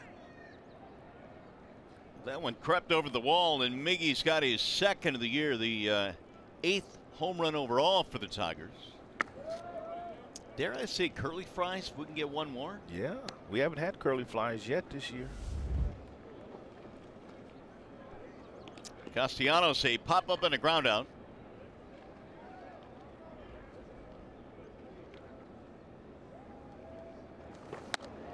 That rides inside, 2-1. That's a good pitch by Gausman. He stood him straight up.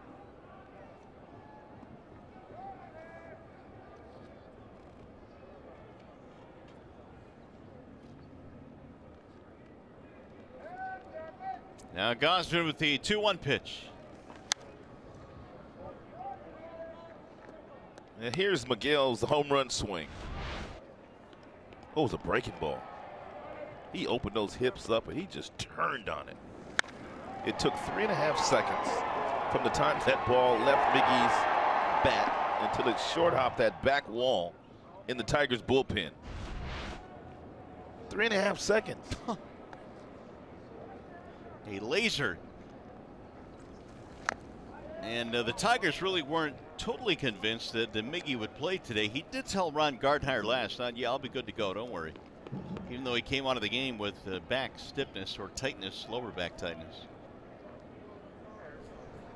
Gave the Tigers the thumbs up, and all he's done is respond with a double and a homer.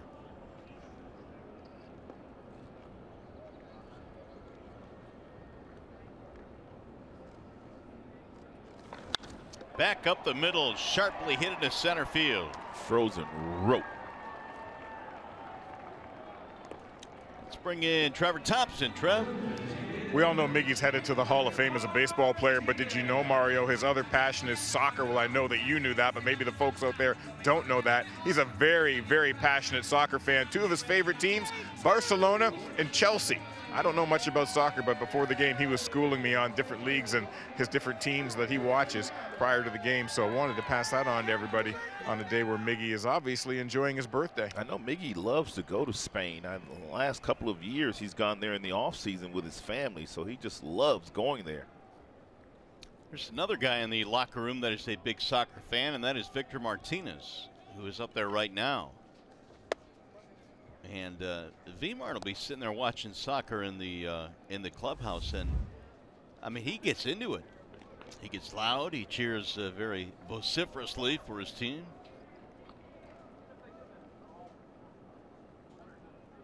That was a big word, man. Vociferously. Been hanging around Lynn Henning too long. That's why I'm picking up these big words. Here's the ball low, 2-0 the count. Victor with 2 fly balls, one to center, one to right. Last one he hit looked like it might have a chance to go, but it kind of died at the warning track. It was a 3-0 count as well. Now he's got himself in another predictable fastball friendly count, 2-0. If he gets one, you know he'll hit it hard somewhere. He usually does.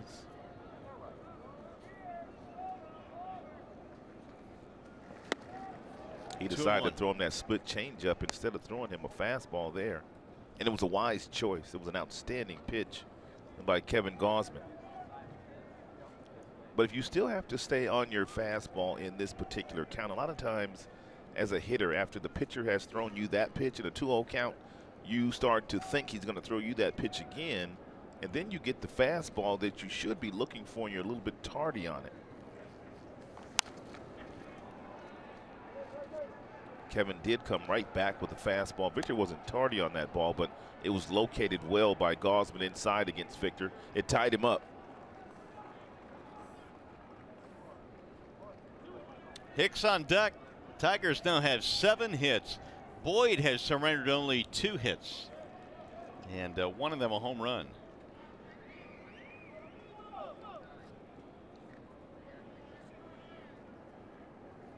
Here's the 2-2. Low ball 3. You wonder if he'll start Castellanos here from first base. You've got nobody out. It's a 3-2 count to Victor Martinez. You have to have trust and that Victor will put the ball in play if you're going to start and Castellanos from first base.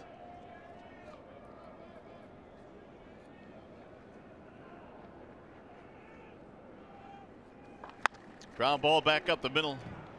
It's going to be a double play. And V-Mart bouncing into a twin killing. 2 gone now. Hey Detroit, it's April in the D and you need great food for tailgating, so here's your chance to enter to win groceries for a year from Aldi.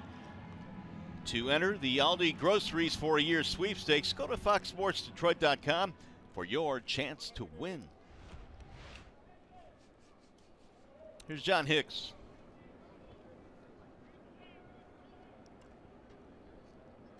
Swing and a miss. What aisle of the grocery store do you spend most of your time? Veggie aisle. Oh, nice. Oh, seriously, yeah. Yeah, very good. Pretty much. How about you? You too, probably. Yeah, well, yeah, but I'm kind of partial to the cereal aisle. The 0-1 is ripped. Foul. Whoa. Oh, Dave Clark tried to help out the third base umpire, Chris Guccione, pointing to where that ball landed. Oh, I thought that was fair. So did Dave Clark. They're looking at wherever it hit.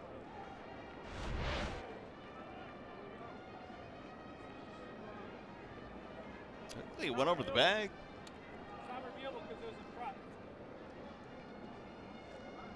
Heard the umpire say it's not reviewable because it was in front of the bag, he said, or in front of the umpire.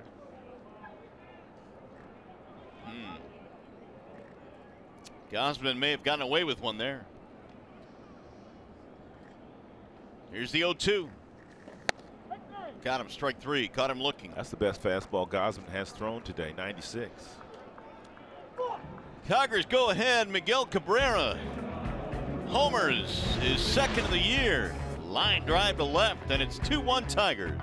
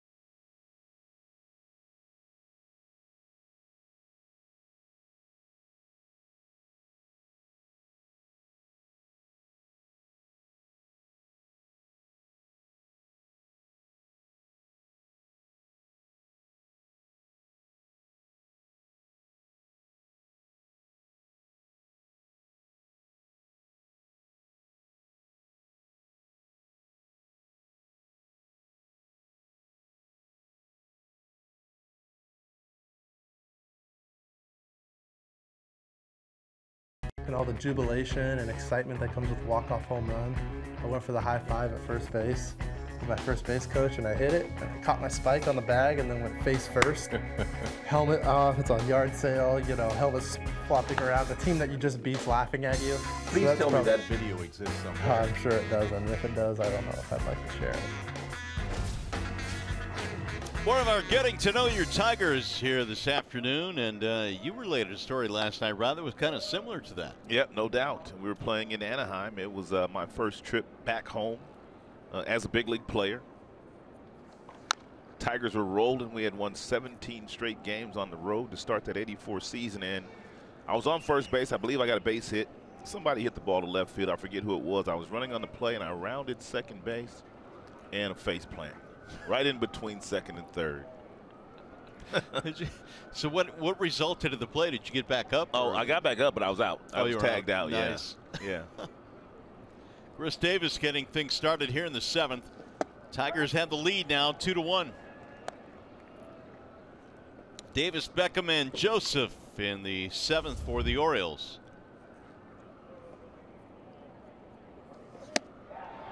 And down goes Davis, who strikes out again. I don't think I've ever seen Davis look this bad.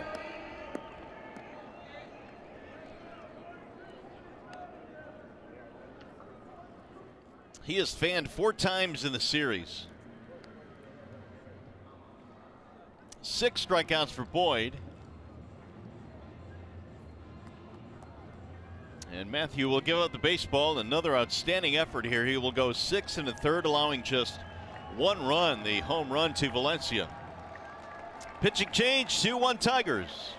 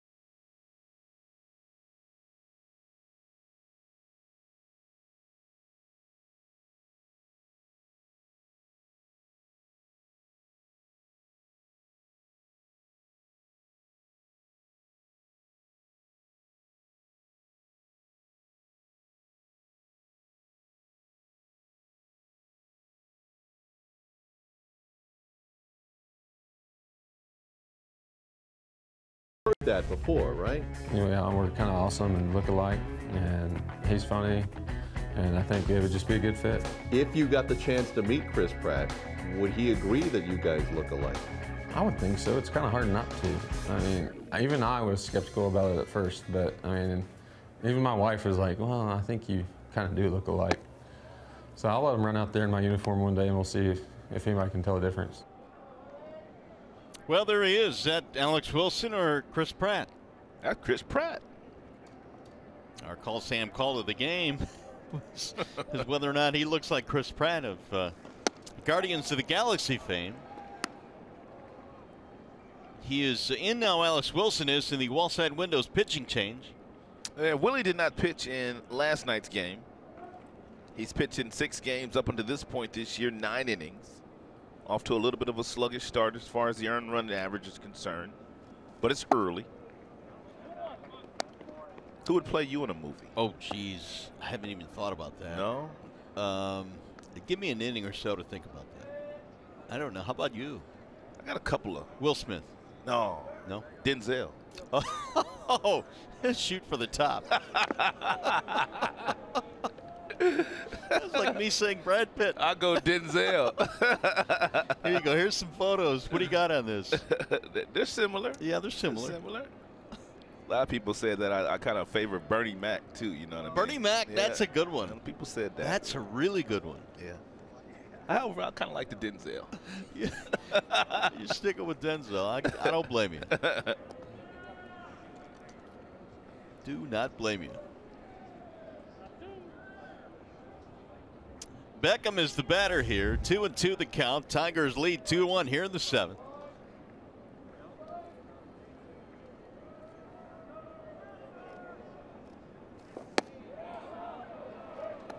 Three balls, 2 strikes. Yeah, make him put it in play, Alex.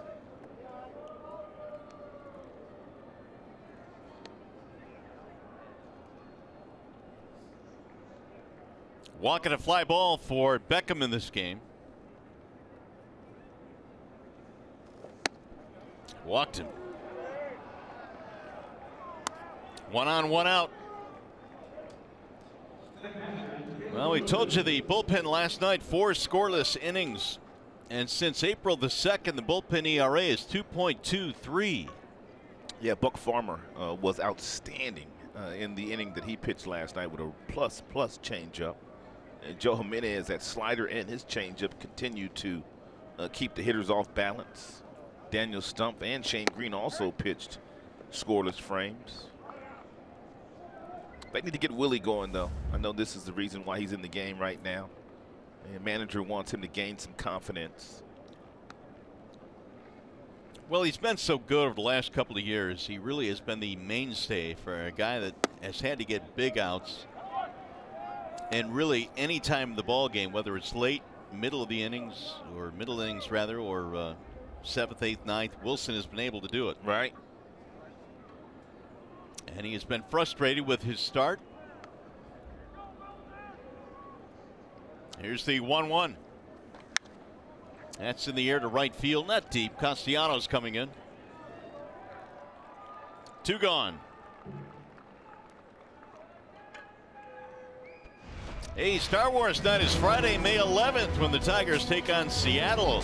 Special ticket packages are on sale now, featuring a game ticket, a Chewbacca t-shirt, and donation to Stand Up to Cancer. If you'd like to purchase our exclusive package, go to tigers.com/Star Wars. Well, with 2 gone now, here is Angel Vielma. Strike 1. Only 2 Orioles hits today as the Tiger bullpen continues to work. Verhagen and Stump.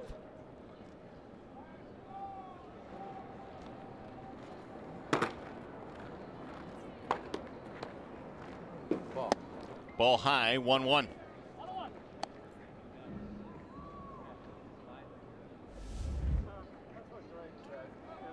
Tigers pitching last year had really struggled quite a bit, whether or not it was the rotation or the bullpen, but this year the numbers have been really kind of reversed. You've gotten some really good starts. Guys like Liriano and Boyd, and Fulmer's been good despite his last one.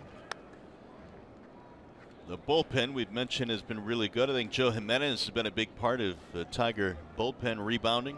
He has been the biggest surprise on the squad for me, Joe Jimenez. There's Michael Fulmer. Matthew Boyd throwing today. You know, Michael Fulmer's chomping at the bit to get back out there after his outing in Cleveland.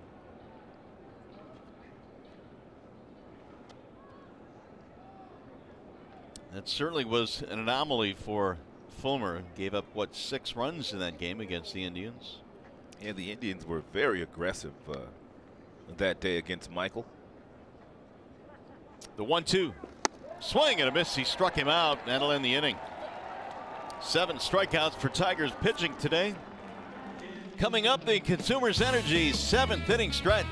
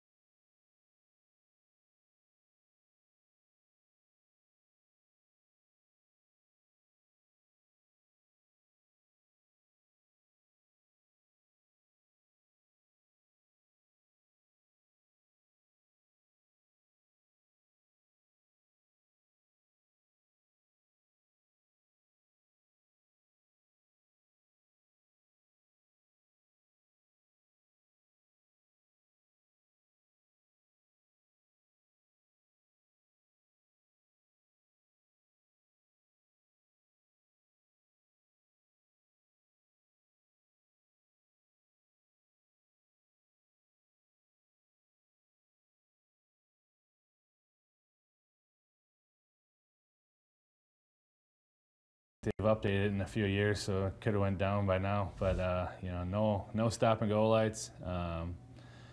Couple bars, a bank, two gas stations. Now they just added another one in there. So you know, bunch of you know, hardworking people that you know are there for you. If you know you drive in the ditch or do anything, someone's gonna stop and help you out. Jordan Zimmerman, our Chevrolet's most dependable player, talking about his small hometown in Wisconsin, and he will be getting the start for the Tigers opposite of Alex Cobb tomorrow in the series finale. Auburndale, Wisconsin. 1 ball and 1 strike to Jacoby Jones. Bottom 3, Jones, Iglesias, and Machado. Tigers dropped 5 in a row, trying to win their 2nd straight.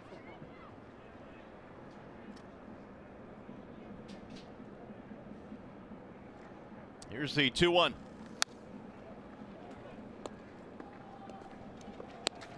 Here is the upcoming matchup presented by Wallside Windows, happening tomorrow here. We mentioned it's going to be Alex Cobb and Jordan Zimmerman.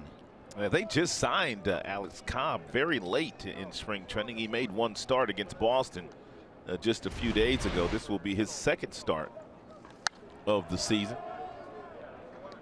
Cobb was one of those free agents in the offseason that did not get any offers, or at least he didn't get offers that he wanted until spring training was almost over. The Red Sox beat him up pretty good, 7 runs. Here's the 2-2. Rolled foul. Jones a single and a ground out.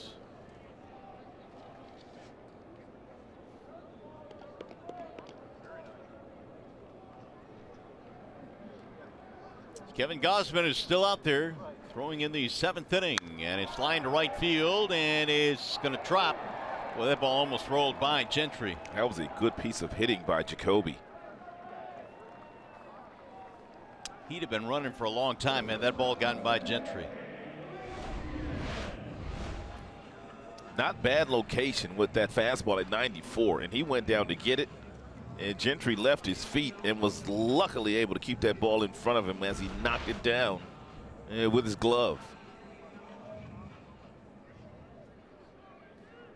It'll bring up Iglesias. That is hit number 8 for the Tigers on the afternoon. Meanwhile, the Tigers allowing just 2 Baltimore hits. That'll break low in the dirt. 1-0 on Iglesias. Pop-up fly ball.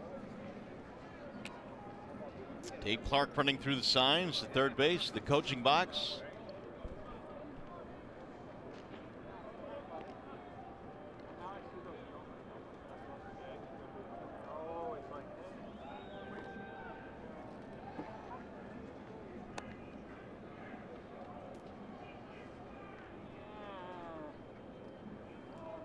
Jacoby 2 out of 3 today with this base hit. Tigers trying to add on to their 2-1 lead.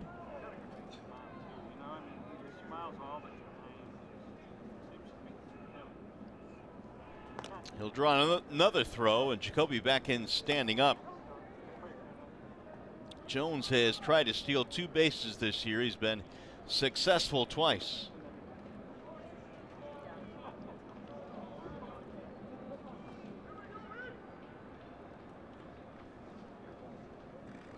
Runner goes, and a bouncing ball up the middle.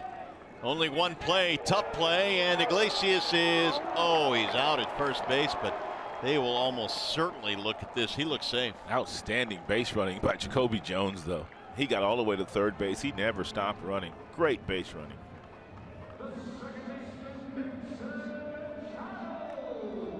I don't know if this was a hit and run or if it was just Jones stealing the bag, but Jones never broke stride. He just continued to run as he watched Machado come in and not take a peek at him to throw that ball to first base, and he's able to get over to third.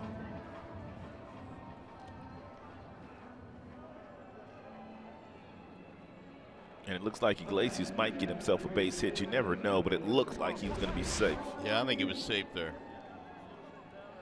So the Tigers will challenge. Tigers a perfect 5 for 5 in replay challenges this year.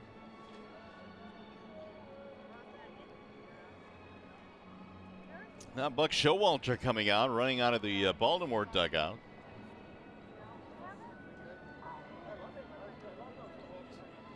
And it looks like he's going to make a pitching change, not even wait for the challenge review here. So that's going to be it for Gausman.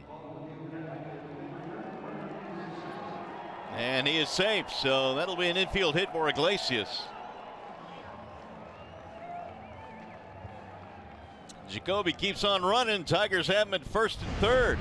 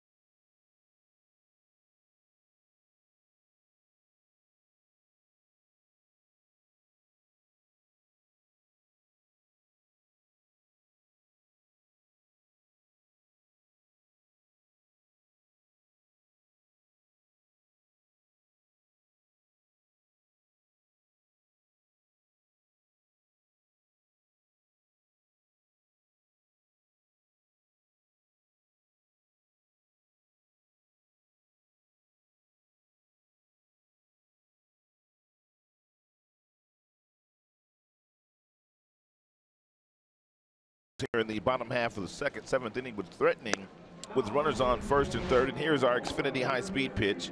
Matthew Boyd touched 92 today, lowest 70, but more importantly, he's the first Tigers left-handed pitcher since 1908 with 6+ innings and 1 or fewer runs allowed in each of his first 3 starts. So very impressive there for the Tigers left-hander. He has not been giving up many runs at all. Well, the Tigers trying to get a little bit more for him here. Wall side windows, pitching change for the Orioles. They've got Miguel Castro coming out of the bullpen. 11 1/3 innings already logged this year for Castro. 3.97 ERA. He's punched out 9. He's walked 5. And the league is hitting .244 against Miguel. Castro's been a multi-inning guy for them out of their bullpen. He's got a big problem here with runners at first and third and nobody out. Infield in a few steps for the Orioles. Singles by Jones and Iglesias in a 2-1 ball game.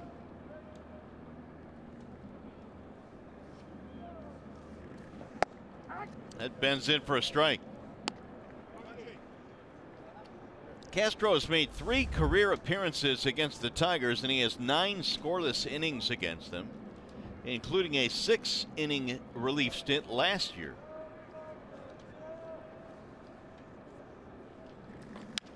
It'll pop up, back a second, gonna be caught on the run. Quick throw to the plate on one hop. Great play by Vielma.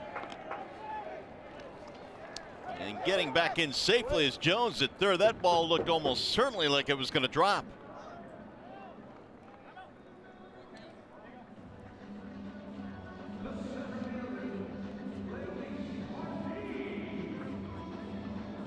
Vielma was playing in along with the rest of the infield, had to really race back.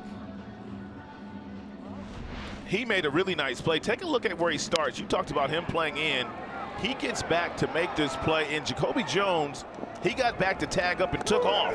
And he was halfway down the line when Joseph got that ball, and he just got back safe. Take a look at Jacoby on third base. He's taken off. He didn't realize the Vielma was going to get that ball in as quickly as he did, and once he made that accurate throw, he had to scamper back to third. So Castro will pitch to one batter. Back to the bullpen go the Orioles, and will return.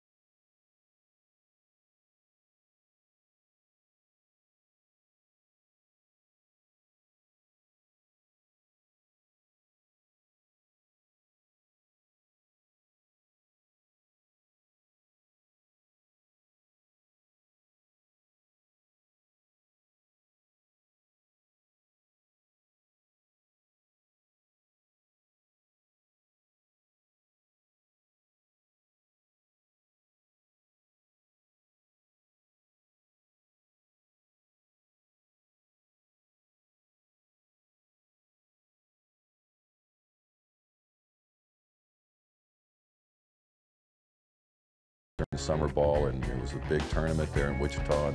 I'm running off the field, and my wife, my girlfriend at the time, and her family sitting right above the dugout.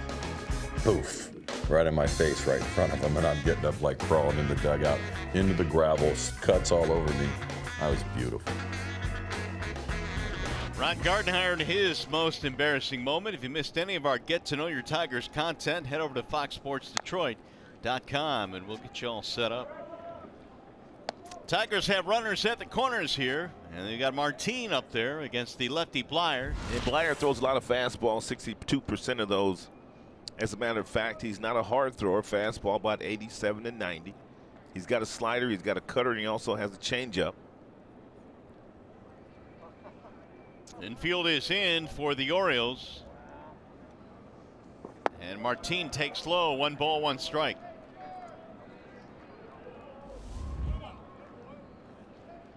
Leonis is 0 for 3, fly to left in his last at bat. Jones got it started with a base hit, moved to third on a single by Iglesias.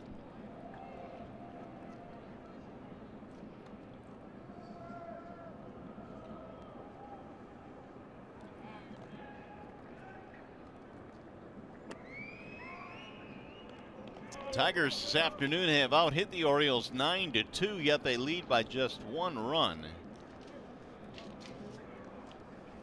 Here's the Orioles defense.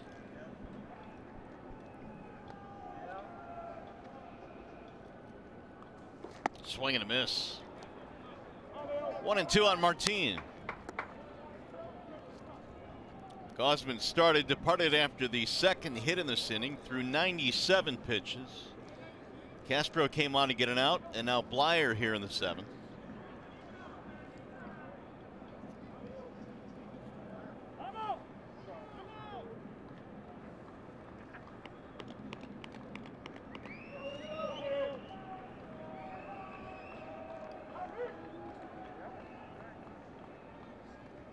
Here's the 1-2.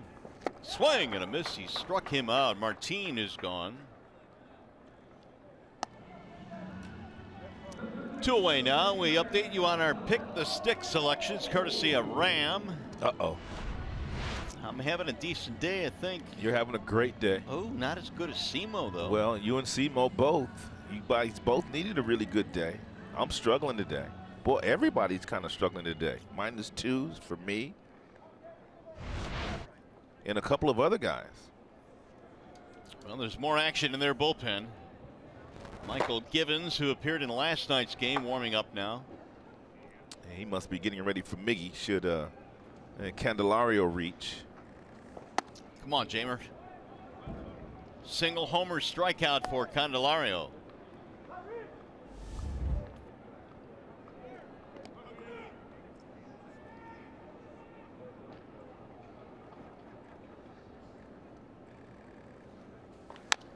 Bouncing ball left side, deep in the hole.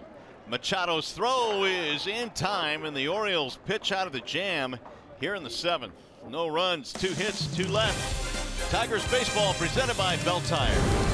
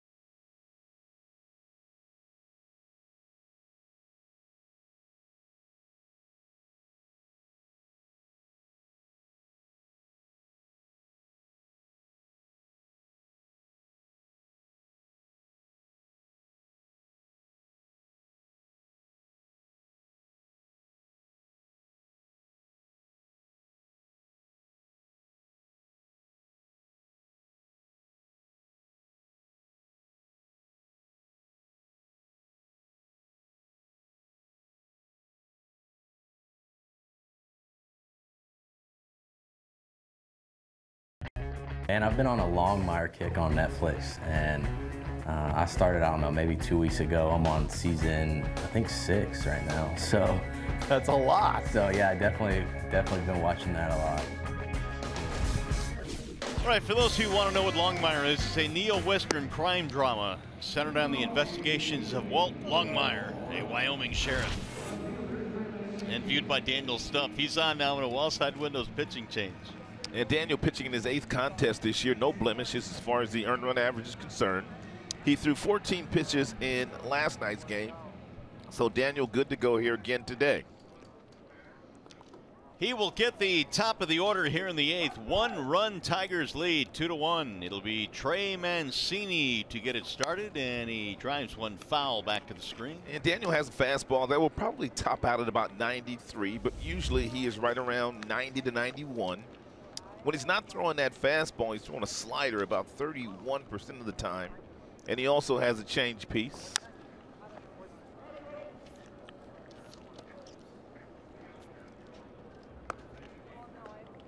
Daniel Stump came on to get a couple of outs in the 7th inning of last night's game.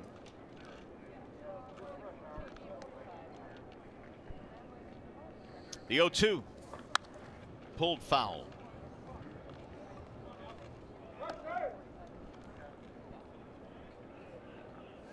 Tiger box today. The Tigers have multi-hit games from Candelario and Cabrera. They have both homered. The 0-2 is pulled on the ground and through down the left field line. Candelario was hugging the line. He'll go to second, diving in with a double. Trey Mancini now represents the tying run at second.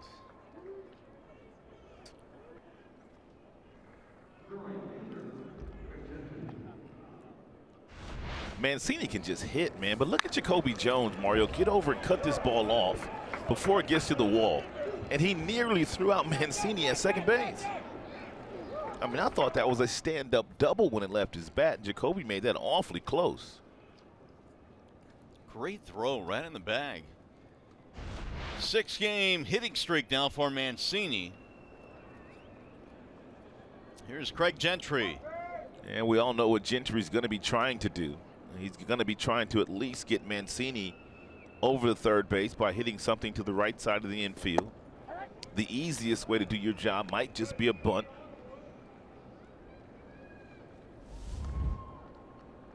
That is only the third hit of the game for Baltimore. And all three have been for extra bases. Bunted toward third. Stump.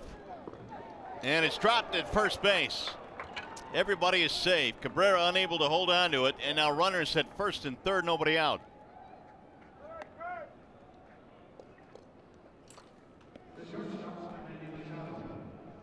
It'll be a base hit, bunt single for Gentry. He's going to bring Gardy out. With a couple of right-handed hitters in Machado and Jones due up. That'll be it for Stump. So that worked out well for the Orioles. They were just simply trying to advance the runner, and they get a base hit out of it. And the Tigers going back to the bullpen. Pitching change here at Comerica. We'll be back.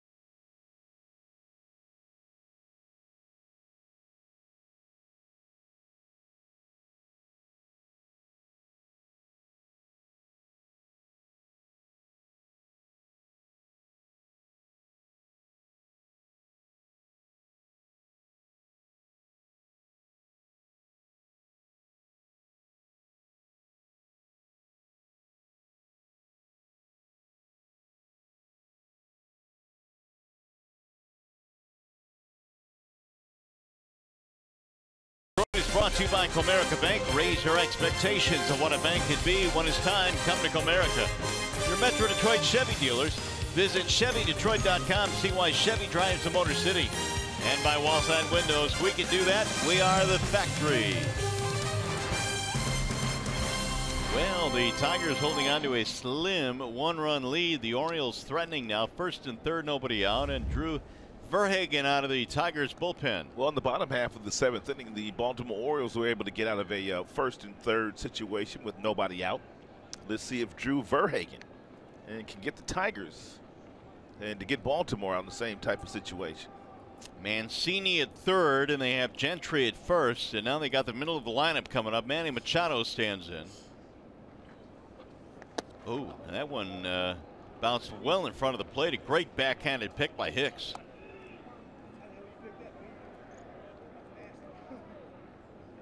And Verhagen throws lots of ground balls. That's one of the reasons why he's in the game. Ron Gardenhire knows that. And they're looking for the ground ball off of Machado's bat.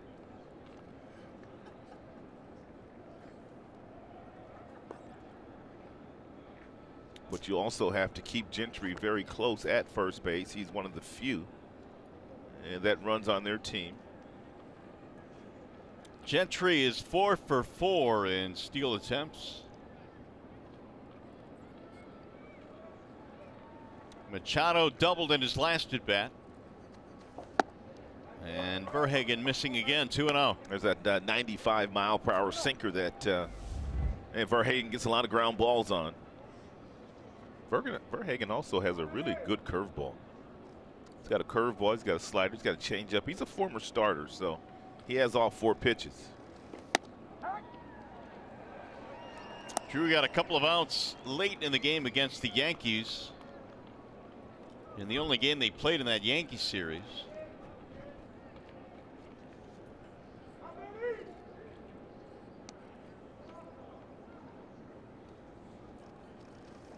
Again, it bounces well in front of the plate, and one more time Hicks bailed him out. 3-1.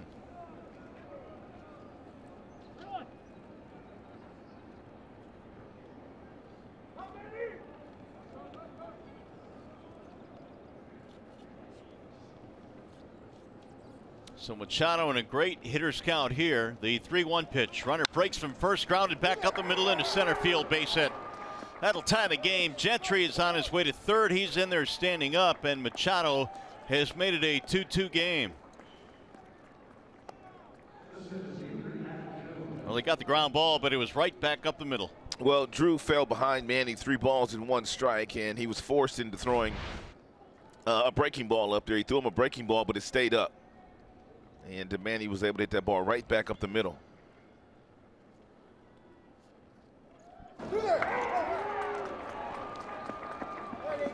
Machado's second hit and his 10th RBI of the year. And be careful here, especially on the first pitch, especially with runners in scoring position. Adam Jones loves to be the aggressor in this particular spot. Infield creeping in a couple of steps. Jones, tough day so far. 2 strikeouts and a ground out. Yeah, Matthew Boyd had his number.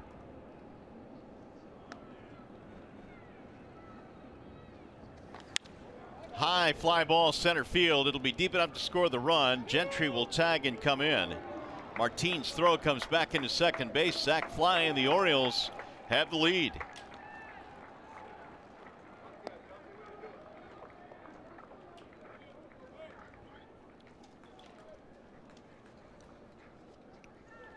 Well, Tigers baseball is always live with MLB at Bat. The app will keep you connected every day with live radio calls, video highlights, stats, breaking news, and more. Download MLB at Bat now. It's your #1 Tigers app. That is the first out of the inning, and Jones has his 10th RBI of the year. Pedro Alvarez is batting for Valencia. He pinch hit for Valencia last night and singled.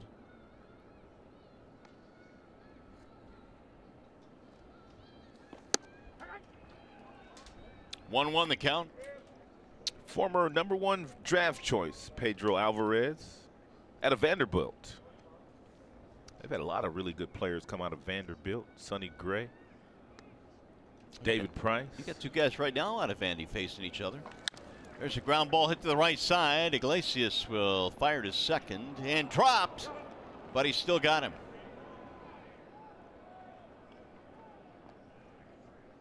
Two gone, a 6-3 ground out.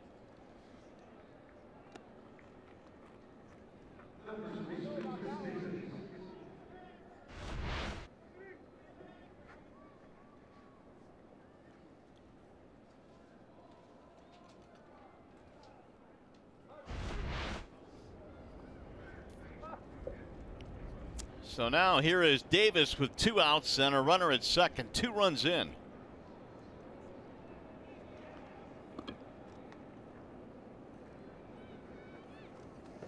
I would imagine Davis is glad to see the left-hander out of the game.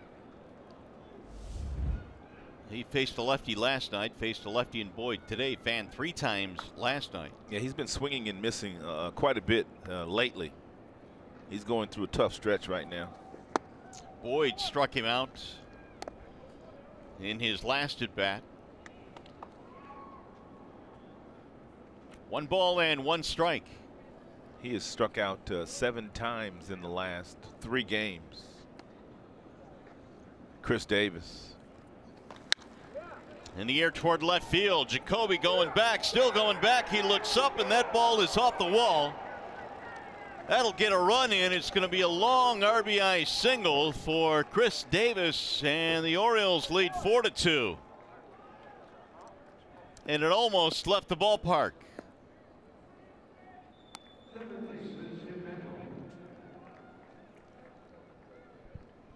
And Buck wants to know if they want to look at this.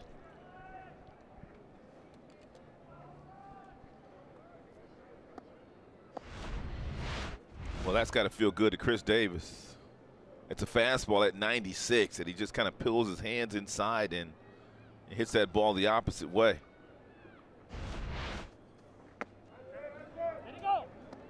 Beckham did not go. So this has turned into a 3-run inning for the Orioles. They lead 4-2.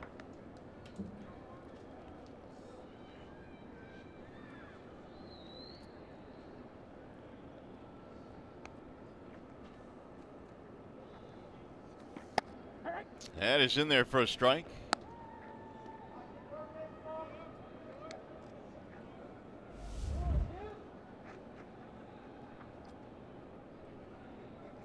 Beckham with a couple of walks in this game. He has walked 3 times in the series. He went around.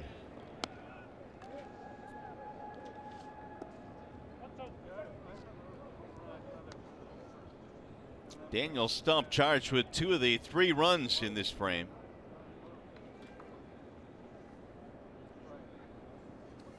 Swing and a miss. That'll end the inning. But a big 3-run 8th for the Orioles. We go to the bottom of the 8th now. And the O's have a 4-2 lead.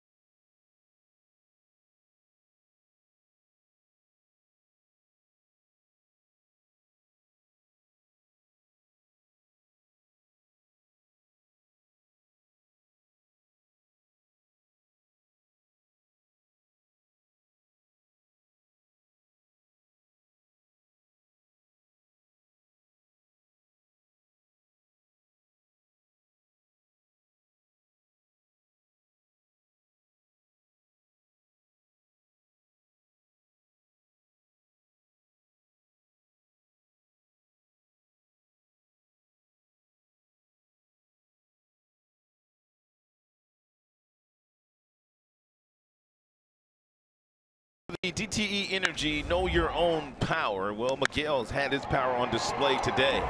He doubled in his first time up, and then he homered in his 3rd plate appearance today against Kevin Gausman in his 35th birthday. Well, the Tigers will have their heavy hitters coming up here, and they've got some work to do now. They are down by a couple of runs. And the Orioles have gone right back to their bullpen. Darren O'Day will check in. He's been in their bullpen for a number of years now. Darren O'Day is a guy that throws from underneath. That'd be low 3/4, almost sidearm, with an 85-mile-per-hour fastball and a slider. He only has 2 pitches. He's been a mainstay in their bullpen. He has been in 64, was in 64 games last year. As a right-hander, when you go up against O'Day, boy, you really have to keep that front shoulder in there. And Miggy looks at a strike, 0-1. And most of his breaking balls, they don't have much depth to them because of the arm angle that he releases the ball from. It's more of an east to west movement more so than north to south, which most breaking balls do with depth.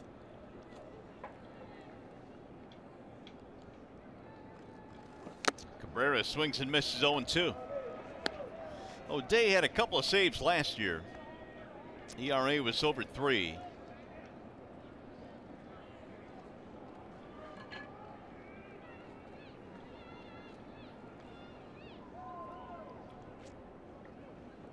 Now the 0-2. You just don't see this angle very often, and that's what I would assume, Rod, makes it so difficult on you. Especially from right-handers. I mean, we've seen left-handers drop down to this low 3/4 arm slot or side arm slot from time to time. There's a few of those guys, but very seldom do you see right-handers do it. 2-2. And it's probably one of the reasons why Darren has had so much success in the bullpen for the Baltimore Orioles the last number of years.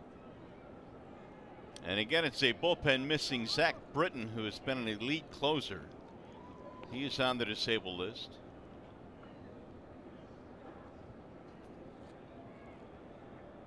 Now the 2-2. Miggy swings and strikes out. One away here in the 8th.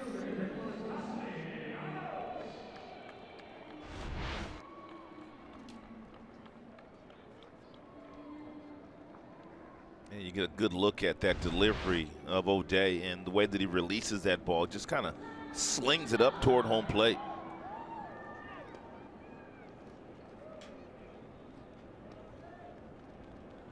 Here is Castellanos, a single and 3 at bats.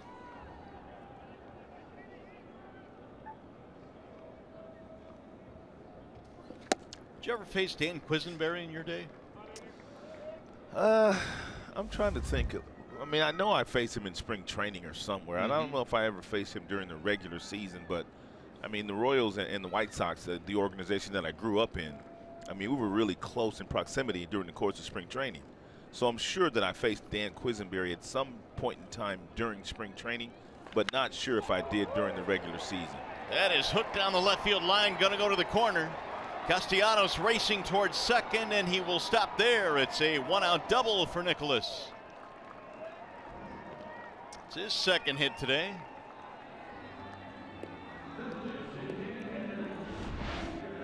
And Nicolas stayed back with the bat as long as possible, even though the body's out in front. You can see that's an awkward swing for Nicolas. If you keep the bat back, if the bat stays back, you still have a chance to do a little bit of damage. And he's able to do some here with a double. Now here is Vmart, third double of the season for Castellanos. The Tigers have an even 10 hits. And now the tying run coming to the plate. And no shift against Victor this time with a 2-run spread in the bottom half of the 8th inning. They're pretty much playing Victor straight up. We don't ever see this defensive alignment when Victor's in the batter's box batting left-handed.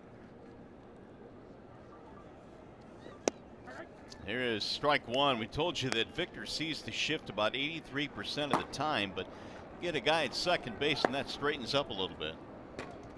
Shane Green starting to warm up down the Tigers bullpen rapidly.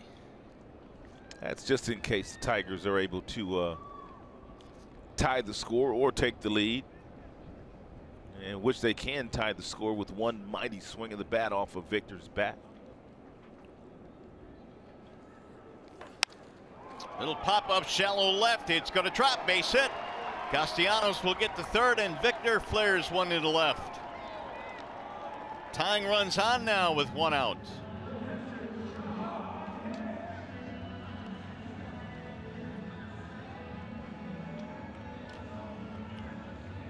Reyes now will come on to pinch run for Victor, so the tying run now has much more speed. Hey, join us tomorrow, some afternoon baseball. Game 3 between the Tigers and O's. All of your coverage begins with Tigers Live at noon right here on Fox Sports Detroit. That is now 11 consecutive games that the Tigers' designated hitter has reached base safely. So Victor does his job. Here is Hicks. Now a swing of the bat could give you the lead again. And if you're Hicks, you got to make sure you get the ball up in the strike zone. You don't want to swing at one of those sinkers down. O'Day is looking for a ground ball. And he drives one in the air deep into left field. That ball is way back and it is gone. It's a home run for Hicks. And just like that, the Tigers have the lead.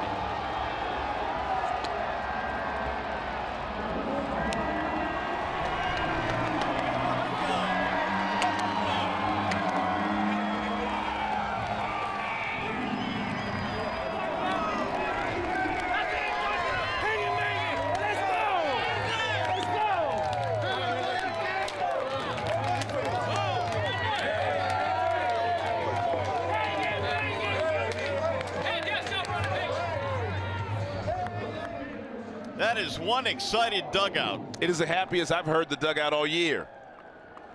And that's the biggest hit they've gotten all year, too. So the Tigers come up with a double, a single, and a homer against O'Day, and they have turned a 2-run deficit to a 1-run lead. Here's a chopper foul to third base. 5-4 Tigers, each team with a 3-run eighth. And now Greeny's going to come in facing these projected hitters, Joseph, Vielma, and Mancini.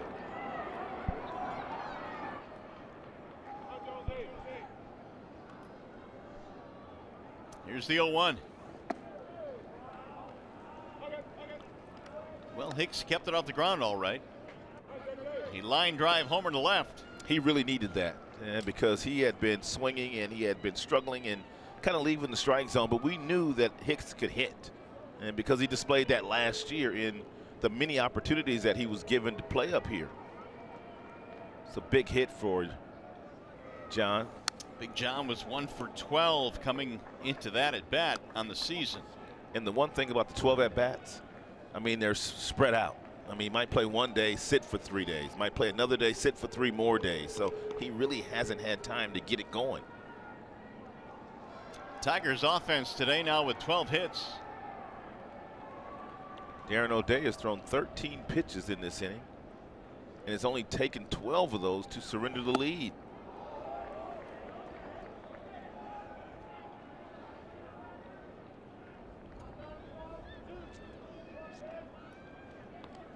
It's got to make Lloyd happy.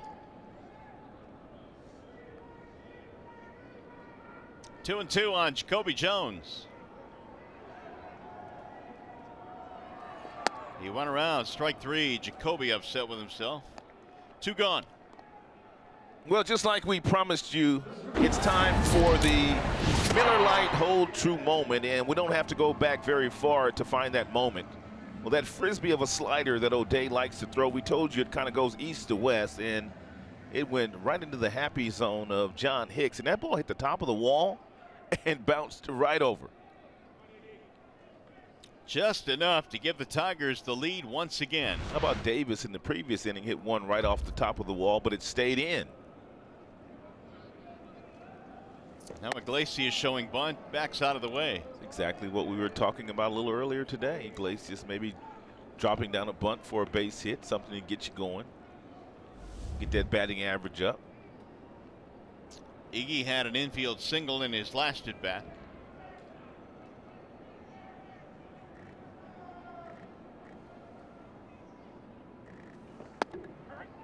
That's in there for a strike. 1-1. Iglesias thought it was in tight.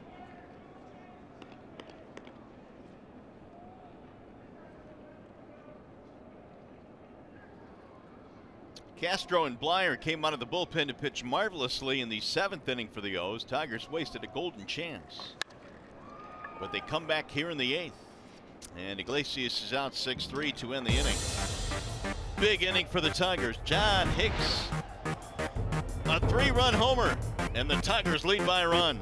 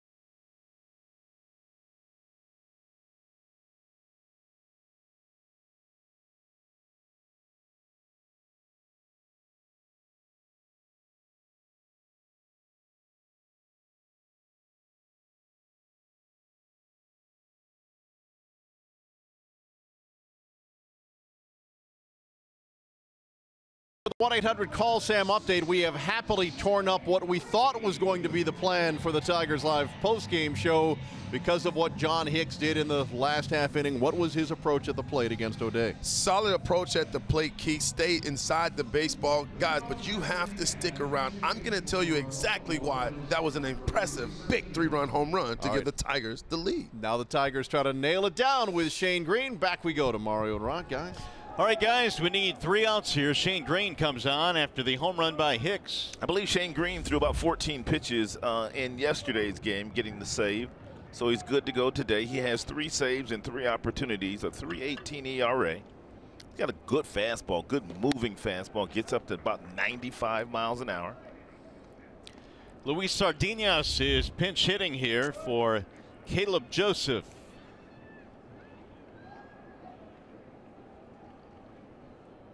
Here's the 1-0 from Green.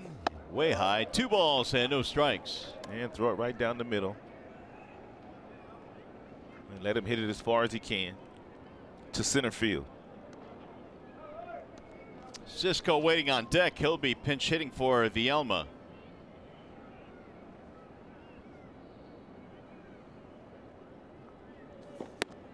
In there, a strike call. 2-1 now on Sardinas. Shane Green is a former starter, so he's got more than just the 1 or 2 pitches. Fastball, he throws it about 40% of the time. He throws a slider a bunch, about 30% of the time, and when not doing that, it's a cutter. So pretty much all hard stuff coming out of the hand of Shane Green.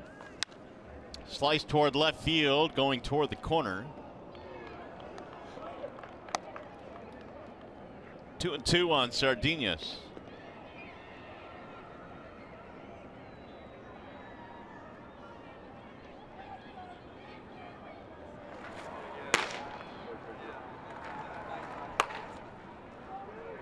Araujo warming up, the right-hander for the Orioles in case they're able to come back.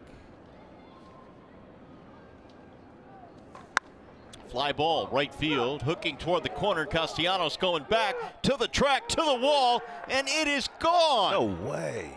Are you kidding me? Sardinas has just hit it out to tie the ball game. No way. Wow. It is 5-5.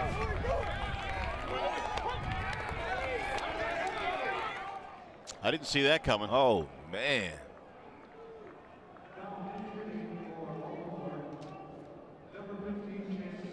So the lead did not last long, and now Chance Cisco will pinch hit. First home run of the season for Sardinas.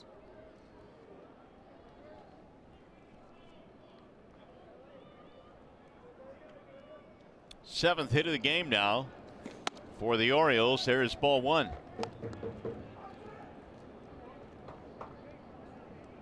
In 5 years in the big league, Sardinas had a total of 4 home runs.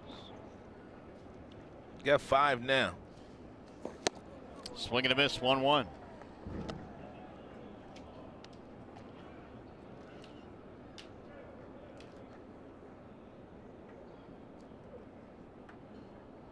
So Valencia with a homer, and now Sardinas a pinch hit home run. I bet that's his first pinch hit homer.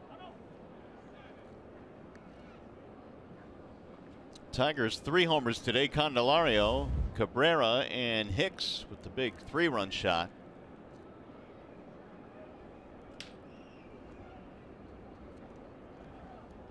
Here's the 1-1. 1-2 on Cisco.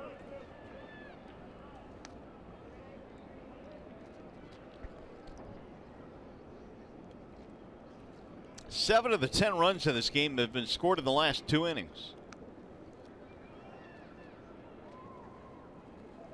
Swing and a miss. Cisco is out of there. That's really nothing unusual for the Tigers. They usually score a lot of their runs late in games. At least that's been their MO all season. That'll bring up Trey Mancini now, the top of the lineup. Mancini with a double to get things started in the 8th, in which the Orioles scored 3 times.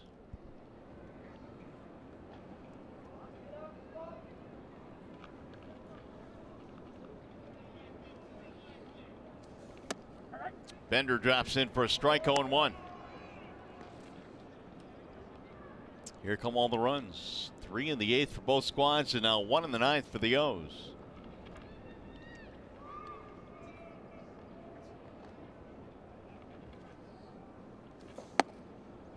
Missed the outside corner. 1 ball, 1 strike on Mancini. And Candelario down at third base, really protecting that third base line. Nothing. And it can go down that line between he and that bag. Mancini, with a double in this game, has 3 hits in the series. Homered in last night's game. Brad Brock now starting to heat up in the O's pen with the game tied up.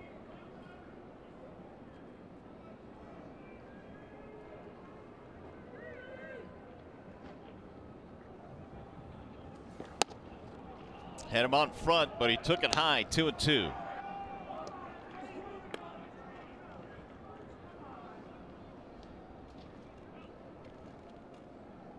Shane in last night's game had a 1-2-3 ninth inning.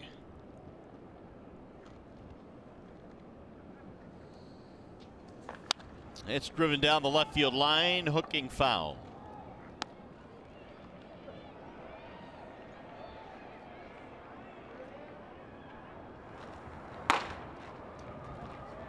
So Araujo and Brock now in the bullpen.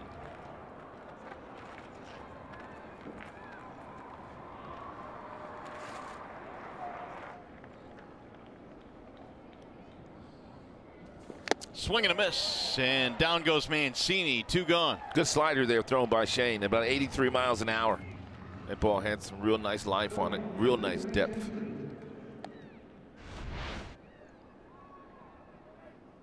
Good pitch. It's going to bring up Gentry now.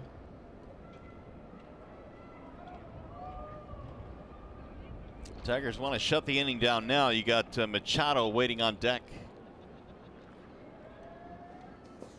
And Gentry looks at a strike, 0-1.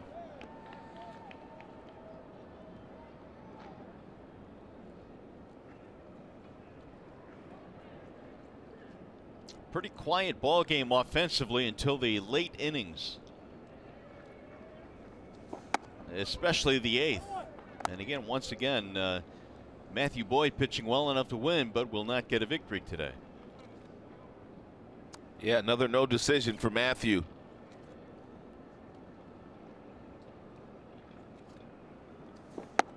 Low and away, 2-1. Yeah, but Matthew's an unselfish player. I'm sure that he would love to have the win for himself, but if he can't get the win, he'd more than likely like to have the win for the team. Gentry walk and a single. An infield hit in the 8th turned out to be a big hit. Little chopper to the right side. That'll be an easy play for Machado. And that'll end the inning. However, the Orioles come right back here in the 9th inning. We've had 2 big homers late in this game. John Hicks, a 3-run shot to give the Tigers the lead. And a pinch hit homer by Sardinas to tie it up.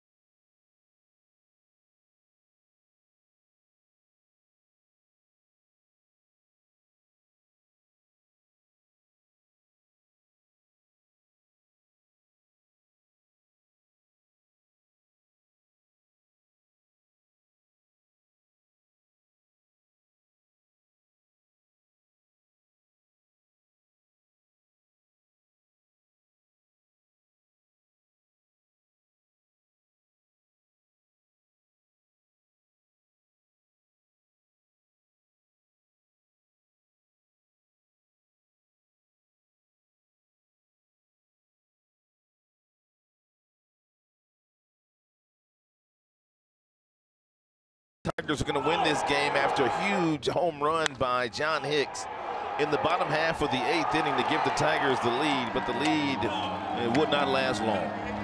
Luis Sardinez, who comes in with 4 career home runs, got a breaking ball down and in, and he flipped it over the right field wall to tie the score. That is probably the only location where he could probably hit the ball out of the ballpark, that ball down and in. And Sardinez will stay in the game and play second base for the Orioles. Meanwhile, Chance Sisco remains at catcher. And it'll be Pedro Araujo coming in now out of the bullpen. Araujo checks in with a .466 earned run average, a whip just a shade over 1. He does have 14 strikeouts in the 9 2/3 innings, which is an indication that he's got a big arm. I'll tell you just how big that arm is in a minute.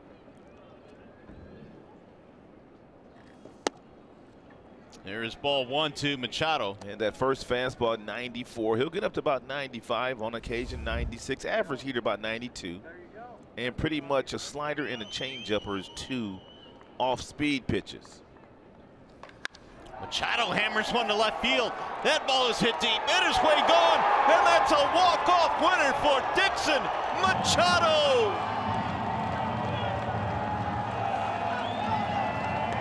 First home run of the season. The Tigers walk him off.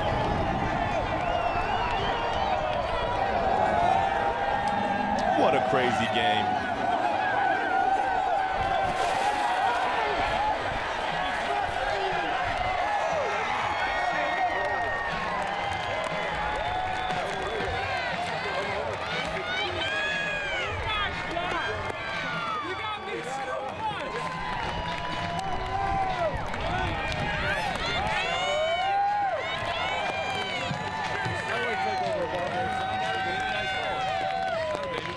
What a crazy game indeed.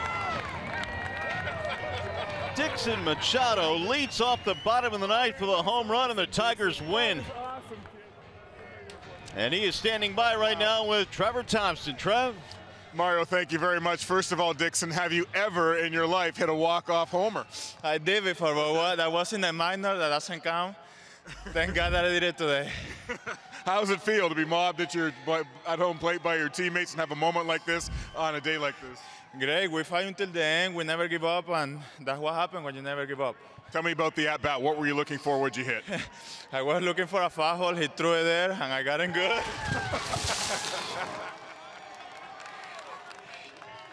A double dose of the old water dump right there. How's it feel? I know it's already cold out here. I don't mind. I can do this every day. Of course. So, again, walk me through the at-bat, what you were looking for and what you hit there. I was looking for fastball. He threw it away the first pitch, and I was waiting for something in. He threw it there, and I hit it.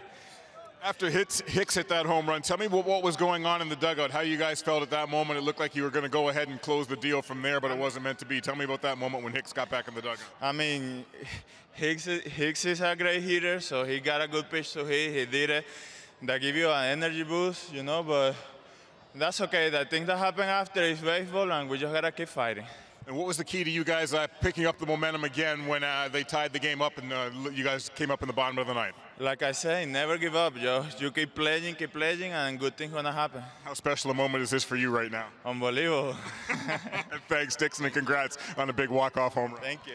Dixon Machado with the walk-off home run, apparently the second he's ever hit. It's a big one. Back to you, Keats. All right, Trev, thanks, man. I shivered along with everybody watching on a frigid day in downtown Detroit.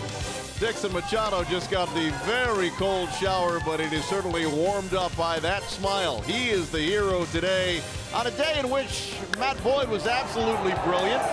Miggy had a birthday homer, and it's all to the absolute delight at the end of the day of Ron Gardenhire. All that coming up on Tigers Live. Craig Monroe and myself join you in a moment from the Call Sand Studio.